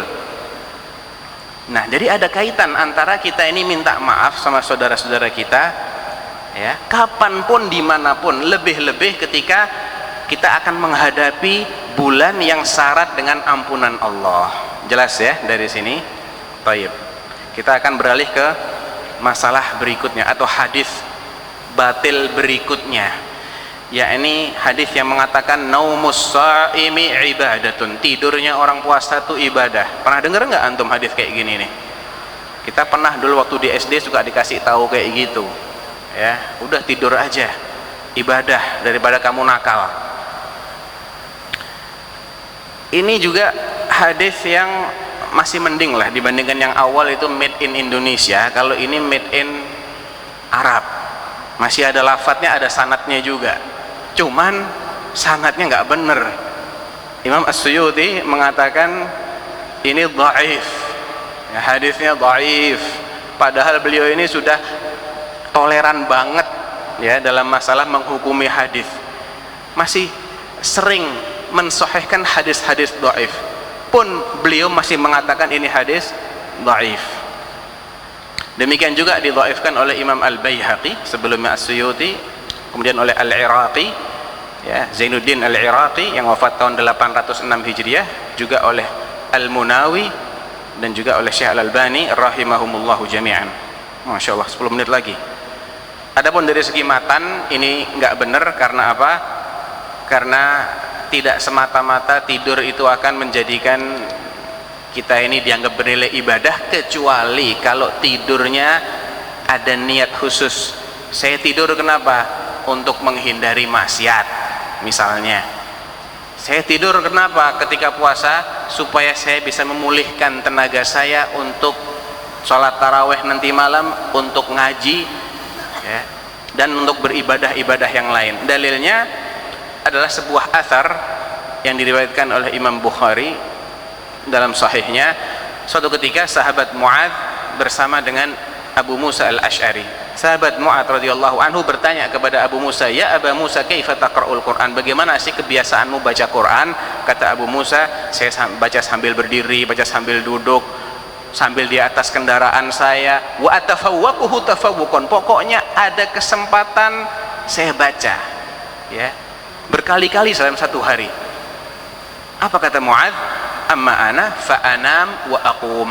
Kalau saya malah tidur baru kemudian bangun qiyamul lail. Terus hebatnya di mana ente? Kata Mu'adz, fa ahtasibu naumati kama ahtasibu qaumati. Saya berharap pahala dari Allah dalam tidur saya sebagaimana saya berharap pahala dari Allah ketika saya qiyamul lail. Jadi tidurnya ini dalam rangka memberikan hak badan dia untuk istirahat supaya semangat qiyamul lailnya. Baru kalau ada niat begitu, tidur ente bernilai ibadah. Paham? Ya. Jadi nggak mutlak bener, nggak mutlak salah, ya. Tinggal niatnya apa. Ketiga, hadis tentang 10 hari pertama apa? Rahmat. Yang kedua, mau. Ketiga, bebas dari neraka. Dan matan hadisnya ini panjang, ya, saya cuman cuplikan. Salah satunya bilang, dan ini sering kali disampaikan menjelang bulan Ramadan oleh khotib-khotib para penceramah, dan ini juga masuk kategori hadis yang batil, nggak betul, ya, batil. Bahkan dianggap oleh Al-Imam Ibnu Hibban sebagai la asla lahu, nggak ada asal usulnya ini hadis. Imam Az-Zahabi mengatakan mungkar, sedangkan Ibnul Jauzi mengatakan maudhu', palsu, ya. Dari hadis yang rangkaiannya panjang dengan macam-macam, salah satunya mengatakan 10 hari pertama rahmat, kedua maghfirah, ketiga bebas dari neraka. Itu hadis yang tidak boleh sama sekali dinisbatkan kepada Rasulullah, walaupun ada beberapa bagian dari hadis itu yang benar didukung oleh hadis lainnya, tapi khusus kata-kata ini nggak benar sama sekali. Bahkan di antara dalil yang membuktikan ketidakbenaran hadis ini, ya, setelah mengatakan hal tersebut, di tengah-tengah hadis ada kata-kata begini, Man taqarraba fihi bi khaslatin minal khair, siapa yang bertaqarrub kepada Allah di bulan Ramadan dengan suatu kebajikan, kana kaman adda fardhatan fi ma siwa, maka dia pahalanya seperti orang yang menunaikan kewajiban di luar Ramadan. Jadi amalan sunnah di bulan Ramadan dipahalai seperti amalan wajib di bulan Ramadan. Terus yang wajib di bulan Ramadan apa pahalanya? Antum denger nih, wa man adda fihi fardhatan kaman adda 70 fardhah fi ma siwa. Ya, mulai lebay lagi ini hadis. Hati-hati kalau ketemu hadis yang lebay-lebay begini, indikator nih nggak bener hadisnya. Ya, yang menunaikan amalan wajib di bulan Ramadan seperti 70 kali dia mengamalkan hal tersebut di luar bulan Ramadan. Ini juga mungkar. Karena apa? Karena kita punya hadis yang sahih riwayat Imam Bukhari, hadis qudsi, tentang bagaimana Allah memberikan skala prioritas. Kalau Allah, ini kan hadis qudsi ya, Allah mengatakan apa? Wa ma taqarraba ilayya 'abdi bi syai'in ahabba. Tidak ada amal yang dilakukan oleh hambaku untuk mendekatkan dirinya kepadaku yang lebih kucintai daripada apa yang kuwajibkan itu sendiri. Jadi amalan yang diwajibkan Allah itu paling dicintai oleh Allah, paling besar pahalanya. Masa dibilang amalan sunnah, mutlak lagi sunnahnya, walaupun beda jenis, yang ini sedekah, yang itu sholat. Sedekah di bulan Ramadan lebih afdal daripada sholat wajib misalnya, ini nggak mungkin ya. Tayyib. Hadis yang keempat tentang ghibah dapat membatalkan puasa, bener nggak ya? Nah, ini hadisnya banyak sebetulnya, cuman waktunya tinggal berapa Ustaz? 8 menit 5 menit, ya Allah, hadisnya 5 batil semua. Semenit nggak cukup nih kayaknya ya. Anak jadi bingung nih. Ala kulli hal, banyak ya hadis yang mengatakan bahwa orang yang ghibah ini bisa batal puasanya. Suatu ketika ada Nabi pernah lewat dengan 2 orang yang sedang dibekam, dan mereka berdua ini menghibah si fulan, kata Rasulullah. Ketika melewati 2 orang yang sedang dibekam dan lagi menghibah, padahal keduanya puasa ketika itu di bulan Ramadan, Rasulullah bilang aftaral hajim wal mahjum ya, yang bekam dengan yang dibekam dua-duanya batal puasanya. Kata Ibnu Mas'ud yang meriwayatkan hadis ini, bukan karena hijamahnya bukan karena dia membekam dia batalnya, bukan, tapi karena dia mendengar orang lain diribah, dia diam saja, dia ikut dapat dosanya ya. Ada lagi kisah perempuan yang puasa di bulan Ramadan, kemudian oleh Nabi SAW disuruh muntah. Ketika muntah ditaruh di sebuah wadah gitu, faqa'a, dia memuntahkan apa? Qaihan wadaman walahman abitan, nanah, darah dan daging segar. Nah ini indikasi lagi, kok bisa keluar daging segar tuh gimana ceritanya itu ya? Orang muntah kok daging segar, udah jelas ini palsu gitu loh. Ditanya sama Rasulullah, kata Rasulullah, kedua orang perempuan ini puasa nggak makan yang halal, tapi bukannya makan yang haram, makan daging manusia, maksudnya menghibah. Karena ghibah itu adalah, kata Allah di surat Al-Hujurat, ayyuhibbu ahadukum ayyakula lahma akhihi maitan fakarihtumu ya. Yang paling nggak benar lagi adalah ada 2 orang sholat zuhur dan asar, wa kana shaimain, dan dua-duanya dalam keadaan berpuasa ya, berjamaah sama Rasulullah. Setelah Rasulullah selesai salam, apa kata Rasulullah? A'ida wudu'akuma wa salatakuma wamdiya fi saumikuma waqdiya yauman akhar. Ini paling aneh bin ajaib. Kalian ulangi wudu kalian, kemudian sholat kalian ulangi lagi, zuhur diulang, ashar diulang, puasa terusin, jangan dibatalin, tapi ganti hari lain. Sama aja batal kan? Jadi nggak cuma puasanya yang batal, wudunya batal, sholatnya batal. Aneh ya. Karena udah bunyinya aneh, dalam poros periwayatannya ini pada rawi yang majhul, misterius, nggak diketahui siapa dia. Mungkin demit, mungkin siapa, nggak tahu kita. Yang keempat adalah Yang kelima, ini yang paling batil. Nabi SAW konon, ya saya nggak katakan Nabi bersabda, tapi dianggap bersabda dalam hadis ini dengan mengatakan khamsun yufattirna shaim. Ada 5 hal yang membatalkan puasa dan membatalkan wudu. Ada wudu lagi di sini. Berdusta, wan namimah, ngadu domba, wal ghibah, bicarakan aib orang, nadharu syahwah, melihat dengan syahwat, melihat lawan jenis dengan niat untuk memuaskan, wal yaminul kadzib, dan bersumpah palsu. Ya, hadis ini dimuat oleh Ibnul Jauzi dalam kitab Al-Mawdu'at, kitab-kitab yang mengumpulkan hadis palsu. Tapi ada tapinya lagi. Bukan berarti kita ghibah puasa kita tetap oke, enggak ya akhi. Ya, ada sebagian ulama, Imam Al-Auza'i dan juga Ibnu Hazm mengatakan semua maksiat itu, kalau Al-Auza'i mengatakan ghibah itu membatalkan puasa.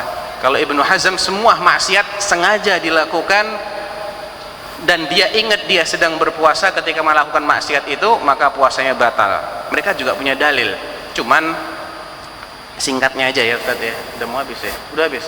Ya, kesimpulan terakhir. Jadi ada hadis-hadis yang mengatakan bahwasanya Allah itu ada orang yang puasa tapi pahalanya cuma lapar dan dahaga. Ya.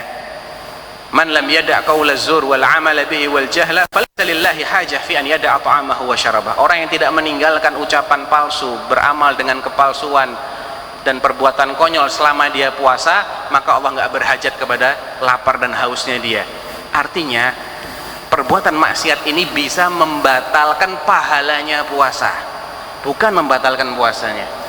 Puasanya tetap sah, ya, tapi pahalanya nggak ada, alias dia tidak dituntut untuk mengulang puasanya, qadha puasanya, ya.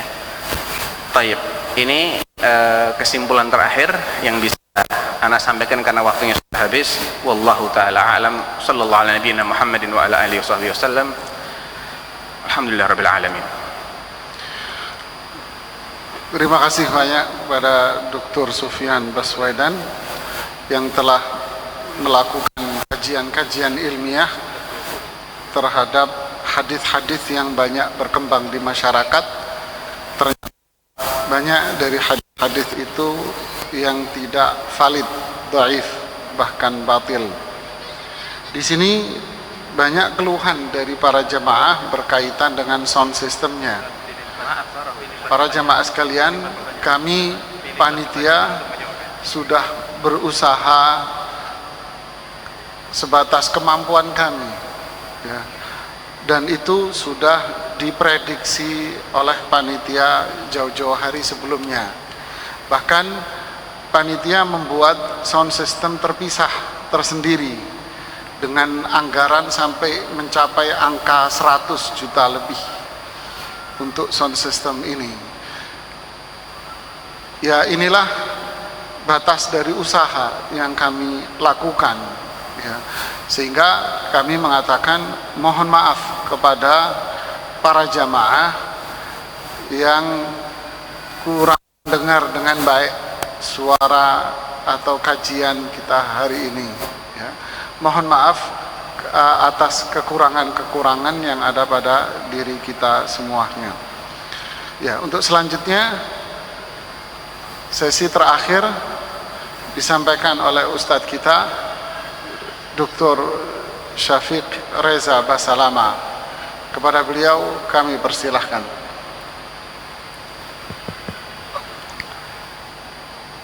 Assalamualaikum warahmatullahi wabarakatuh. Jemaah rahimakumullah, sebelum kita mulai, ana lihat sebagian udah tidur, sebagian udah sambil pegang pulpen. Masya Allah. Maka harapan anak kamera itu nyuting yang tidur-tidur tuh jemaah. Tapi sebelum kita mulai, ana minta kepada semua untuk menjulurkan tangannya ke pundak yang di depannya. Nah, pegang tuh. Bismillah. Kita saudara jemaah. Dari manapun kita berada, ya antum pijat tuh terus. Ibu-ibu, Ya. Nah, ini subhanallah. Ada yang males yang di sebelahnya dipijat. Nah, ya udah atas sekarang selonjoran dikit antum, cari tempat selonjoran biar nggak tidur antum. Nah, kakinya aneh lihat antum kuat banget jamaah. Dari tadi duduk nggak gerak gitu ya, ternyata tidur Ustaz. Masya Allah. Ya, kakinya mau selonjor dulu. Nah, Masya Allah. Ada kiriman apa itu? Sayyarah.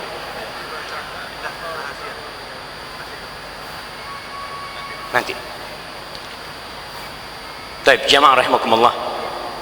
Alhamdulillah Rabbil alamin. Segala puji bagi Allah Jalla Jalaluh, Rabb alam semesta ini. Alhamdulillah alladzi hadana li hadza wa ma kunna linahtadiya laula an hadana Allah. Segala puji bagi Allah Jalla Jalaluh yang telah memberikan hidayahnya kepada kita, yang kalau bukan karena hidayah Allah nggak mungkin kita menjadi orang-orang yang mendapatkan hidayah. Allahumma salli wa sallim wa zid wa barik wa an'im ala sayyidina wa maulana wa qurrati a'yunina Muhammad. Ya Allah, semoga salawatmu, salam, berkah dan nikmatmu senantiasa engkau curahkan untuk hamba kekasihmu yang engkau telah mengampuni dosa-dosanya, yang engkau telah melapangkan dadanya, yang engkau telah meletakkan beban darinya dan mengangkat reputasinya. Nabi kita alaihi salatu wassalam adalah manusia pilihan. Beliau adalah orang yang terbaik di antara kita. Beliau adalah orang yang paling bersungguh-sungguh, dan puncaknya ketika bulan Ramadan. Beliau adalah hamba yang paling giat dan penuh dengan semangat. Puncaknya pada bulan Ramadan. Beliau adalah orang yang paling mulia, dan puncaknya di bulan Ramadan. Beliau adalah orang yang paling dermawan, dan puncaknya di bulan Ramadan.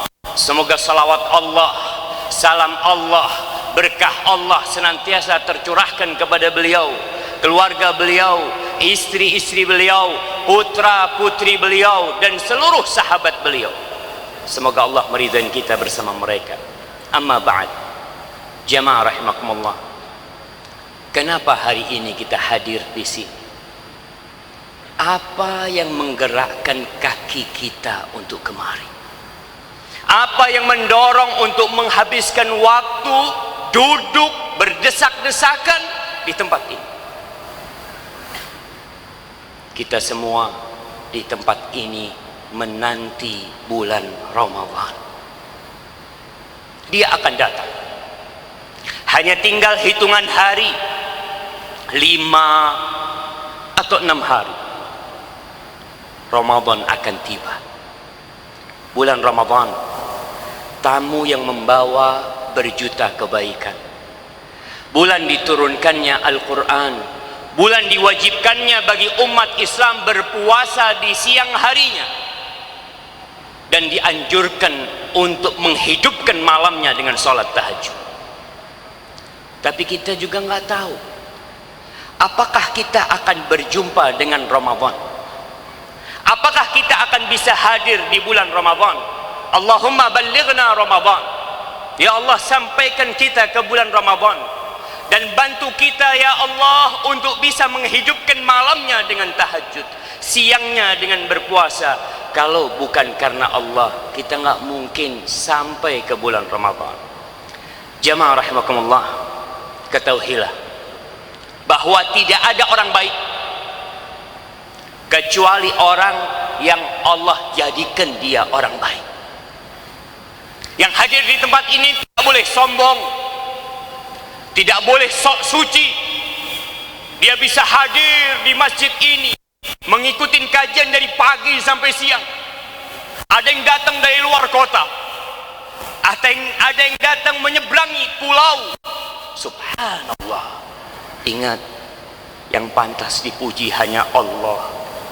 Allah Jalla Jalaluh mengatakan di surah An-Nur ayat 21, walaula fadlullahi alaikum wa rahmatuhu ma zaka minkum min ahadin abada. Supaya kita sadar jemaah, kita bisa jadi baik, kita bisa ruku, kita bisa sujud, kita bisa berpuasa di bulan Ramadan, itu Allah. Kata Allah, andai kata bukan karena rahmat Allah kepada kalian, karunia Allah kepada kalian, tidak ada satupun di antara kalian yang akan suci selama-lamanya. Walakinnallah yuzakki man yasha. Tapi Allah tuh yang menyucikan siapa yang Dia kehendaki. Wa huwallahu sami'un alim. Dan Allah Maha mendengar dan Maha tahu. Jemaah, apa yang seharusnya kita lakukan sebelum Ramadan? Sebagian orang ada yang berangkat ziarah kubur sebelum Ramadan. Ramai sekarang kubur. Anak ingatkan bahwa ziarah kubur itu disunnahkan, ziarah kubur itu disyariatkan. Tapi ingat, tanpa ada batasan waktu, masa, zaman. Antum mau ziarah sebelum Ramadan, mau ziarah setelah Ramadan, mau ziarah di malam hari, mau ziarah di siang hari, silahkan. Tapi ingat, dengan tujuan kita ziarah kubur. Kata Rasul sallallahu alaihi wasallam, zurul kubur fa innaha tudzakkirul maut. Kalian kunjungi kuburan, ziarah kuburan. Kenapa? Karena ziarah kubur itu mengingatkan kepada kematian. Beliau juga pernah mengatakan, inni nahaitukum an ziyaratil kubur fazuruha. Aku pernah melarang kalian berziarah ke kuburan. Sekarang ziarahi kuburan. Kenapa? Fa inna fiha ibrah. Di ziarah kubur itu ada pelajaran buat engkau. Datangi kuburan sana, ambil pelajaran dari nisan-nisan yang ada di sana, dari tumpukan-tumpukan tanah yang di bawahnya ada orang-orang besar yang mereka tahun ini tidak bisa ikut Ramadan. Subhanallah. Kata Nabi alaihi salatu wassalam, fa innaha turaqqiqul qalb atau taruqqul qalb. Ziarah kubur itu melembutkan hati, membuat air mata menetes, dan membuat kita ingat dengan akhirat. Tapi ternyata banyak orang ziarah kubur untuk mengingat dunia. Ziarah kubur karena ada ambisi yang membara di dalam hatinya. Kadangkala ana bingung, orang ziarah kubur karena nyalek, ziarah kubur karena ingin jadi bupati, ziarah kubur karena ingin jadi gubernur, ziarah kubur karena ingin jadi presiden. Ya Allah, zurul kubur, kata Nabi SAW. Silahkan ziarahi kuburan. Untuk apa? Untuk ingat mati, untuk ambil pelajaran dari kuburan itu, bahwasanya mereka telah pergi dan engkau akan menyusul. Kita lihat doa Nabi alaihi salatu wassalam ketika beliau berziarah kubur. Apa kata beliau? Assalamualaikum ahlad diyar. Salam buat kalian wahai ahlud diyar, wahai penghuni-penghuni kuburan, penghuni-penghuni negeri ini, minal mu'minin wal muslimin, dari orang-orang yang beriman dan dari orang-orang Islam. Wa inna insyaallah lalahikun. Kita ini bakal gabung sama kalian. Kita tinggal nunggu antrian. Kita bakal mati. As'alullah lana wa lakumul afiyah. Aku memohonkan kepada Allah buat aku dan buat kalian keselamatan. Jadi kalau orang habis ziarah kubur, tambah suka beribadah, tambah menjauhi dunia, ambisinya turun. Yang awalnya ingin menjadi apa, dia jadi nggak kepingin. Enggak lah, ada apa, nah jadi ini dan itu. Ana mau menghambakan diri kepada pencipta langit dan bumi. Ana bakal mati. Jadi kalau antum habis ziarah kubur, Ramadan tambah semangat. Hatam Qurannya tahun lalu Ustaz, ana cuma 2 kali hatam Quran Ustaz. Ana berharap tahun ini bisa 7 kali hatam Al-Quran. Alhamdulillah. Antum jadi ingat kalau antum bakal mati. Jemaah rahimakumullah, Ramadan datang untuk mengetes IQ seseorang, kecerdasan manusia. Kadang-kala sekarang kalau tes IQ itu ada pertanyaan-pertanyaan macam-macam lah, nggak tahu anak apa yang mereka lakukan untuk mengetes kecerdasan seseorang. Nih bulan Ramadan, antum akan lihat orang yang cerdas dan orang yang bodoh. Di bulan Ramadan antum akan melihat orang yang pandai, orang yang bijak, dan orang-orang yang tidak tahu dengan dirinya. Nasullaha fanasiyahu. Orang-orang yang lupa sama Allah, lalu Allah melupakan mereka. Rasulullah sallallahu alaihi wasallam mengatakan, syaqiyun abdun adraka Ramadan. Syaqiyun abdun adraka Ramadan, thumma salakha min falam yughfar lahu. Tuh, melarat tuh hamba. Orang yang sengsara. Dia hadir di bulan Ramadan. Allah kasih kesempatan buat dia untuk hadir di bulan diturunkannya Al-Quranul Karim. Kemudian selesai Ramadan, dosanya tidak diampuni. Maka inilah orang-orang bodoh. Di bulan Ramadan kata Nabi alaihi salatu wassalam, inna hadha syahr qad hadarakum. Ini bulan Ramadan udah hadir nih. Udah hadir nih bulan Ramadan, udah datang nih. Wa fihi lailatun khairun min alfi syahr. Di bulan itu ada satu malam yang lebih baik daripada 1000 bulan. Satu malam dari 30 malam atau dari 29 malam, ada satu malam yang lebih baik dari 1000 bulan. Man hurimaha faqad hurimal khair kulluh. Barang siapa yang dihalangi dari kebaikan di malam itu, dia tidak bisa meraih Lailatul Qadar. Orang-orang berlomba-lomba di malam hari menghidupkan malamnya dengan ibadah, antum nggak bisa, antum nggak dapat Lailatul Qadar, maka tuh orang, kata Nabi SAW, telah dihalangi dari kebaikan semuanya. Wala yuhramu khairuha illa mahrum. Tidaklah ada orang yang dihalangi dari kebaikan malam itu kecuali orang itu mahrum, yang terhalangi dari semua kebaikan. Bayangkan jamaah, kita melihat manusia berlomba-lomba giat bekerja di bulan Ramadan karena ada bonus dari bosnya, karena ada THR. Yang pegawai kita lihat semangat kerja, bos mengatakan yang kerjanya semangat bulan Ramadan, THR-nya double. Ada kantor yang kayak gitu jemaah, THR-nya 10 kali lipat. Bayangin nih, kalau antum kerja di 10 hari terakhir, kata bos, antum kerja 10 hari terakhir, ana kasih THR 10 kali lipat gaji. Kira-kira dia kerja nggak jamaah? Bos, ana nggak mudik tahun ini bos, ana akan kerja. Nggak, bukan 10 bulan, tapi dilipat gandakan 100 bulan. Kalau gajinya 5 juta, dilipat gandakan 100 bulan. Kira-kira dia mau pulang? Mungkinkah dia akan istirahat? Nggak bakalan. Bos, engkau bos yang baik, aku akan bekerja 24 jam, aku akan bekerja. Bagaimana dengan Allah yang menawarkan kepada kita Lailatul Qadri khairun min alfi syahr? Malam Lailatul Qadar itu lebih baik daripada 1000 bulan, lebih baik dari semua THR-mu, lebih baik dari hidupmu semuanya. Tapi kita lihat, adakah yang semangat bekerja di 10 hari terakhir? Malah yang penuh pasar dan mall. Ibu-ibu 10 hari terakhir ngapain? Bungkusin kue. Insya Allah. Alhamdulillah Ustaz, laris dagangan 10 hari terakhir. Ya Allah, fadol. Antum mau cari duit, fadol, tapi jangan lupa dengan Lailatul Qadar. Nih, kalau ada bos mengatakan kepada anak buahnya, Fulan, siapa yang pegawai di sini?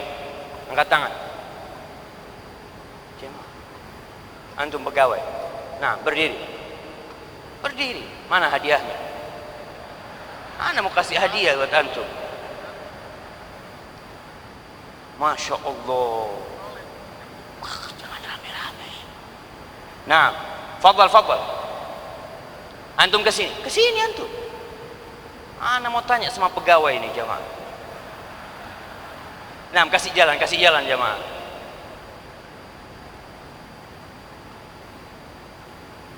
Masya Allah, ahlan wa sahlan. Gimana kabar antum? Maju sini. Masya Allah. Antum kalau bisa jawab, ana kasih hadiah. Kalau enggak jadi. Antum kasih THR berapa? Jangan rame-rame. Jangan rame-rame. Iya. Satu kali Apa? Satu kali. Masya Allah. Kalau dikasih 10 kali gaji, mudik enggak? mudik. Masih mudik. Kata bos kasih 10 kali nggak boleh mudik. Masya Allah.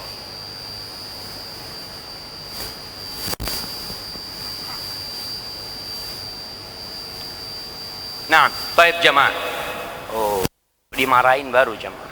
Baik, kalau dikasih 1000 bulan gaji, apa yang antum akan lakukan sama bos antum?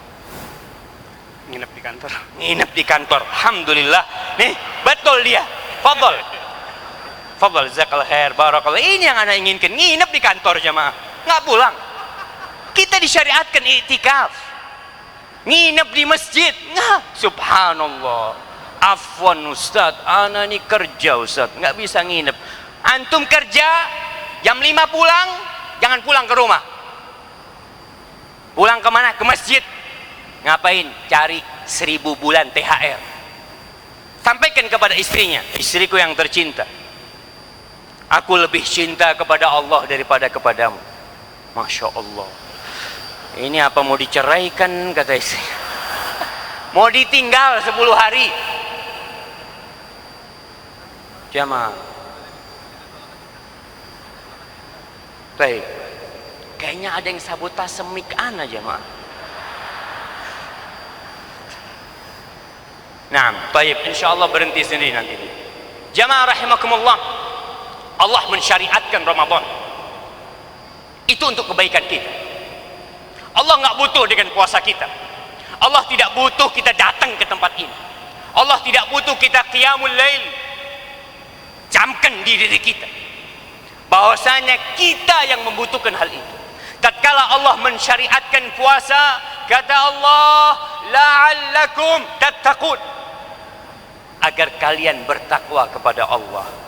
Allah mensyariatkan Ramadan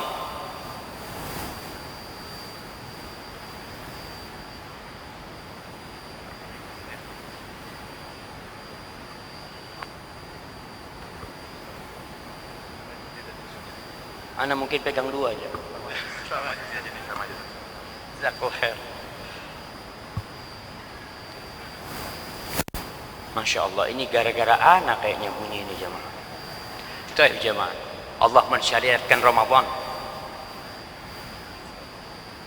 agar beban kita di dunia ini berkurang, agar kita tidak terlalu terbebani dengan dunia kita. Ramadan pelajaran untuk kita bersama, kalau insan berbeda dengan hayawan. Manusia itu beda dengan binatang. Manusia tidak asal makan, dia tidak asal minum, dia tidak asal bercinta, tapi dia hidup di bawah aturan dan kontrol pencipta langit dan bumi. Dia tidak mengikuti perut dan nafsunya belaka, tapi perut dan nafsunya yang mengikuti perintah Allah Jalla Jalaluhu. Di sini kenapa tadi disebutkan keistimewaan puasa? Kullu amal ibni Adam lah illa shaum fa innahu li wa ana ajzi bihi. Itu kata Allah dalam hadis qudsi. Semua amalan manusia buat dia, hitungannya udah jelas, kecuali puasa. Kata Allah, tuh puasa buat aku, itu puasa milikku. Kenapa? Karena ketika itu manusia berubah. Kata Allah, yada'u ta'amahu wa syarabahu wa syahwatahu min ajli. Itu manusia meninggalkan makan, meninggalkan minum, meninggalkan syahwatnya. Untuk siapa? Untuk aku, kata Allah. Subhanallah jemaah. Ini bulan Ramadan, kita berubah. Syahwat kita mungkin yang ingin jadi seperti binatang, tapi kita bisa mengontrol syahwat kita di bulan Ramadan. Allah kasih la'allakum tattaqun.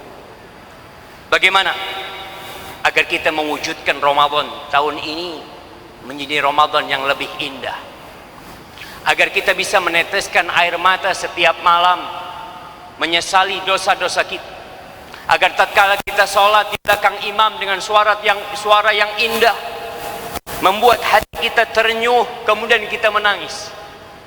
Karena ada sebagian orang sholat sama imam, kadang-kadang di Masjidil Haram, Masya Allah jemaah umrah, sholat sampai nangis-nangis. Ditanya kenapa? Dia nggak tahu ya, anak terharu sama imamnya menangis. Hatinya lembut. Tapi ada orang yang sama sekali seakan hati tidak tertutup. Ada 3 hal yang perlu diobatin sebelum Ramadan. Yang pertama, hati yang lalai dan akal yang kaku. Banyak orang yang pintar ngomong tapi tidak berbuat. Banyak orang yang ingin tapi nggak segera bertindak. Banyak orang yang berpikir tapi juga tidak bergerak dia. Tidak mengamalkan apa yang dia pikir. Kenapa? Karena banyak keinginan hati yang telah condong dan nyaman kepada dunia. Dia sudah nyaman dengan kursinya, dia sudah nyaman dengan kerjaannya, dia sudah nyaman dengan kedudukan dan jabatannya. Udah, nggak ada tuh pikiran untuk datang menyambut bulan Ramadan. Karena akal telah tersandra dengan materi jauh dari sentuhan-sentuhan keimanan. Datang ke masjid jarang. Bagaimana kita mengobatin hati yang lalai yang seperti ini? Tak kala umat manusia berlomba-lomba menyambut bulan Ramadan, dia juga berlomba-lomba menyambut Ramadan dengan apa? Mengecat rumahnya. Bapak, ada apa ini? Ramadan, kata dia. Harus bagus rumahnya. Allahu Akbar. Sebagian orang nggak sholat tapi Ramadan puasa.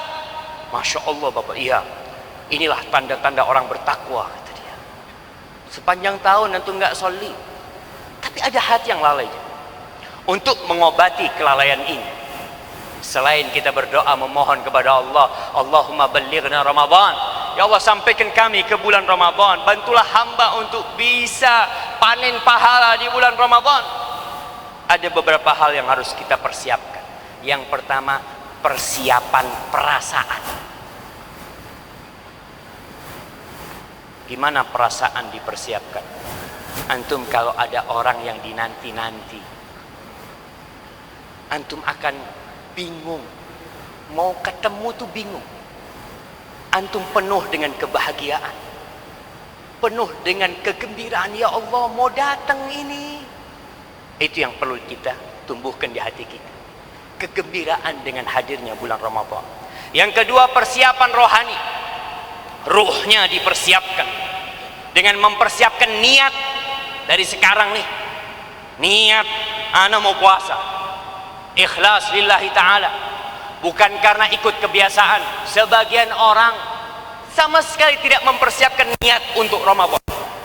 Masuk bulan Ramadan dia puasa, Masya Allah, sahur, sholat terawih. Ditanya, kenapa bang kok sahur? Itulah Ustaz, kita nggak enak semuanya pada puasa, terpaksalah kita puasa sementara jadi orang baik. Allahu Akbar. Berarti ada niat yang tidak benar. Siapkan rohani antum, memang antum ingin berpuasa. Kata Nabi SAW, man shoma Ramadan imanan wahtisaban. Antum lihat, barang siapa yang berpuasa di bulan Ramadan imanan, karena ada iman dia tahu nih syariat Allah, ini rukun Islam, wa ana muslim, wahtisaban, dan dia mengharapkan pahala dari Allah. ghufira lahu ma taqaddama min dzambi, dosa-dosanya diampuni semuanya. Ramadan, siapkan ruh kita, hati kita. Yang ketiga, persiapan akal. Ilmunya harus dipersiapkan. Kayak hari ini nih, kita hadir di tempat ini mendengarkan ceramah Ustaz Firanda, Ustaz Sufyan, itu persiapan. Pelajari hukum-hukumnya, adab-adabnya, sunnah-sunnahnya, baca bagaimana orang-orang soleh dahulu, dibaca, datang ke kajian untuk mempersiapkan akal kita. Dan sebenarnya para khatib itu mempersiapkan umat. Khutbah-khutbah Jumat selalu mengatakan, Ramadan udah deket nih, engkau harus melakukan ini dan itu. Karena banyak di antara kita yang Islamnya keturunan, tidak tahu dengan hukum-hukum Islam. Maka pelajari, persiapkan antum. Ada buku-buku kecil tentang Ramadan, antum baca. Yang keempat, persiapan fisik. Apa yang dipersiapkan? Beli sirup, beli biskuit? Bukanlah jamaah. Persiapan fisiknya antum puasa di bulan Sya'ban. Karena yang ada iklan-iklan di pinggir jalan, di televisi tentang Ramadan, Ramadan. Apa yang dijual? Biskuit, sirup, sarung, apa lagi? Macam-macam. Persiapkan antum fisik antum dengan memulai puasa Sya'ban. Walaupun tinggal sedikit Sya'ban nih, yang sudah biasa puasa lanjutkan puasanya. Karena ada orang-orang yang tidak persiapan fisik, masuk Ramadan hari pertama, Masya Allah, lemas. Bang, kenapa lemas bang? Sedang puasa. Ya semuanya puasa, bukan hanya antum yang puasa. Kenapa? Karena dia tidak persiapan fisik. Antum lihat orang yang biasa puasa sunnah, masuk Ramadan biasa. Bahkan ketika Ramadan dia lebih semangat. Kenapa? Banyak sohibnya. Dia ajak puasa sendirian, dia kuat. Bagaimana ketika satu rumah semuanya puasa, ke kantor semua puasa? Maka siapkan fisik kita.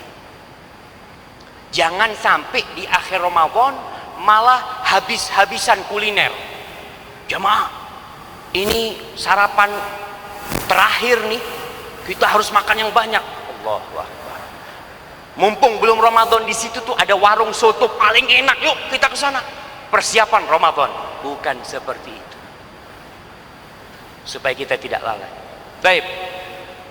Penyakit yang kedua yang perlu kita obatin, yang tadi masalah kelalaian hati kita.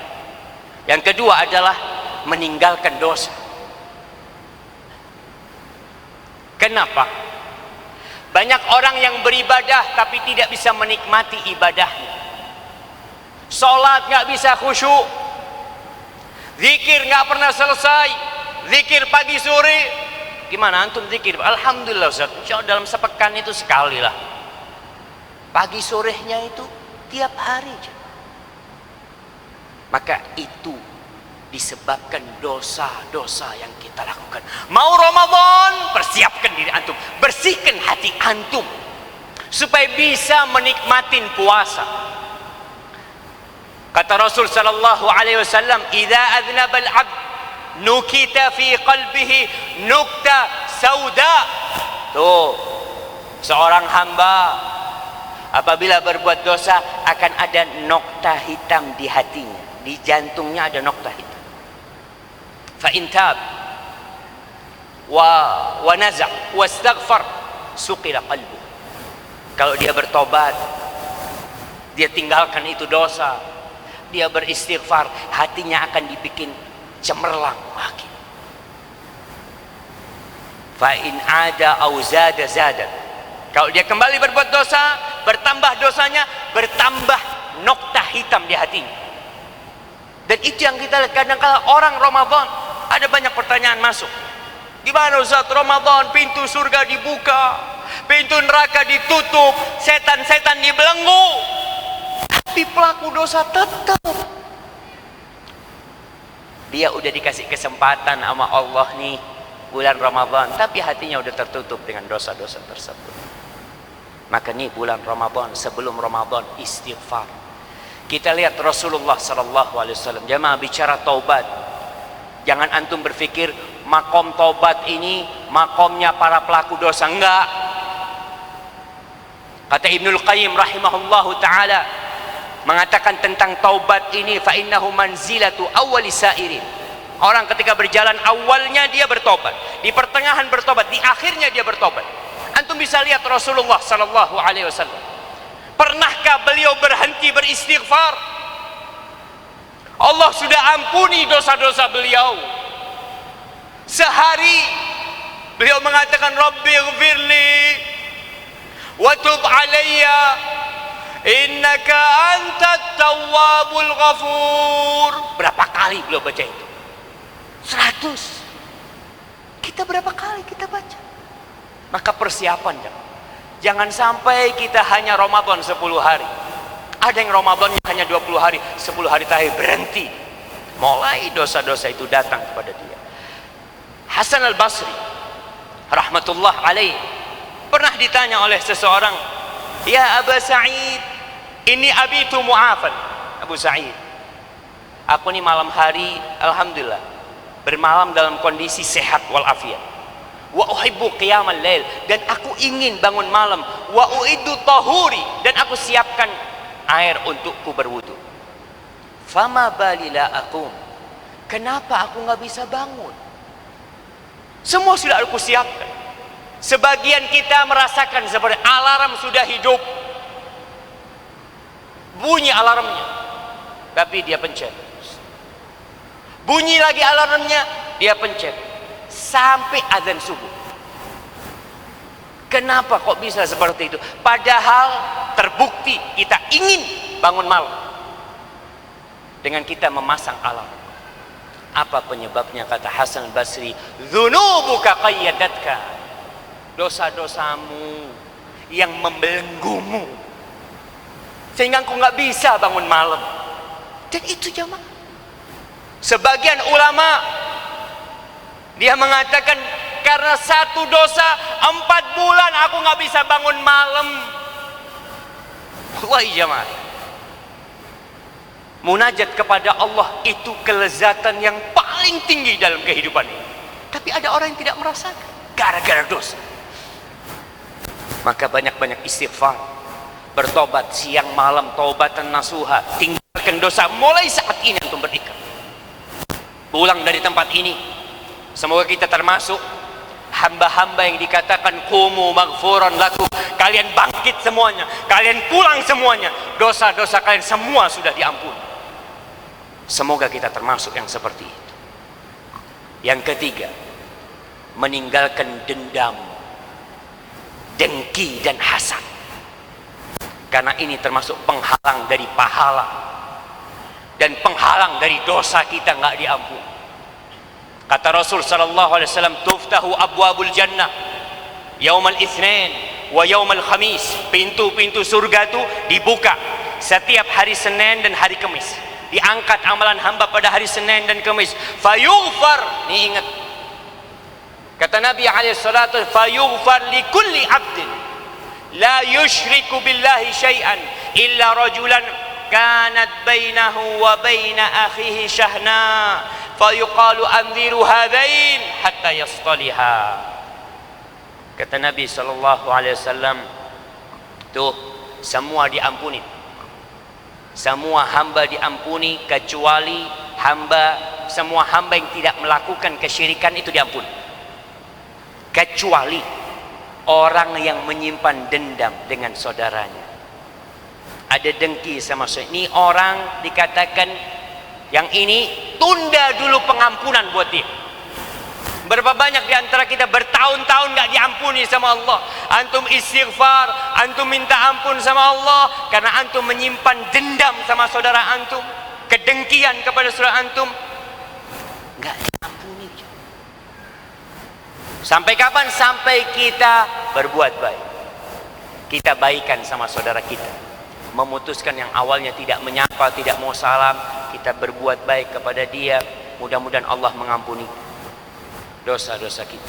Ini kalau tadi Ustaz Sufyan membahas masalah hadis maaf-maafan sebelum Ramadan, minta maaf itu jamaah tiap hari. Amal itu diangkat hari Senin dan Kamis.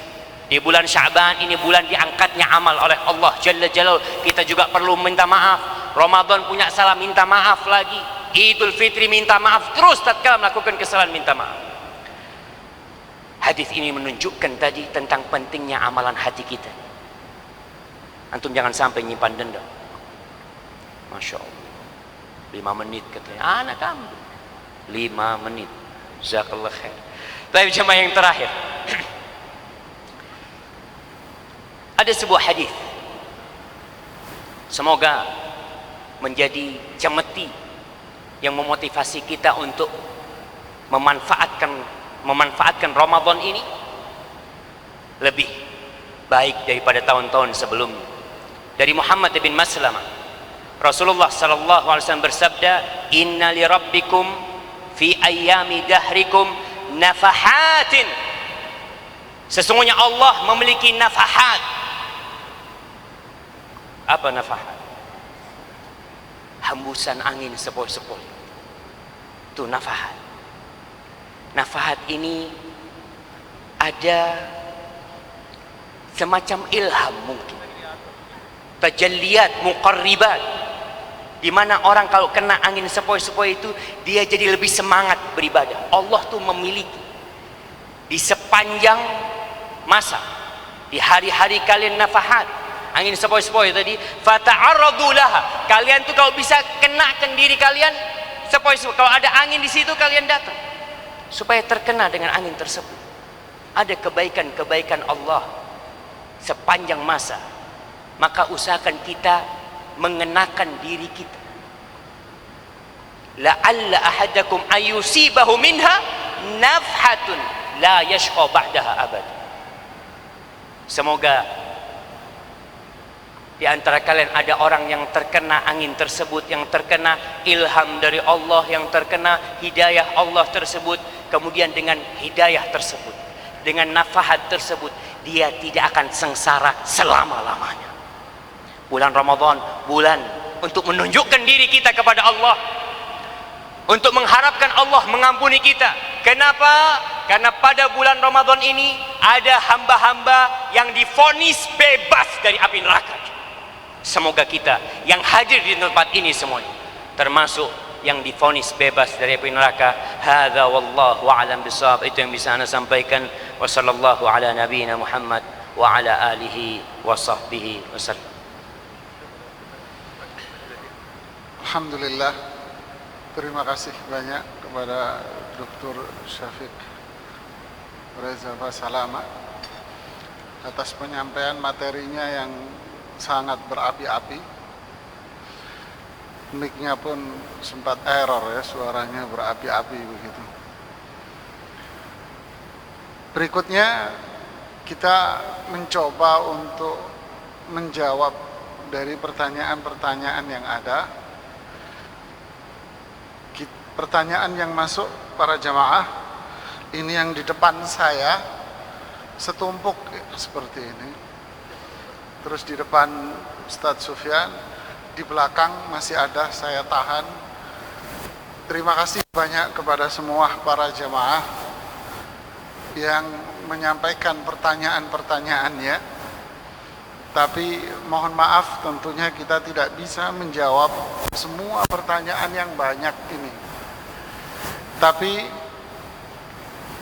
insya Allah Dewan Fatwa akan mempelajari ulang pertanyaan-pertanyaan ini dan kami akan catat, kemudian kami akan mencarikan formula yang pas untuk menjawab pertanyaan-pertanyaan ini yang kemudian akan disebar lewat media sosial. Artinya pertanyaan sebanyak ini bukan kita mau buang, tapi kita akan ambil dan nanti sekretariat Dewan Fatwa akan mengolahnya. Yang pertama, pertanyaan untuk Ustadz Firanda.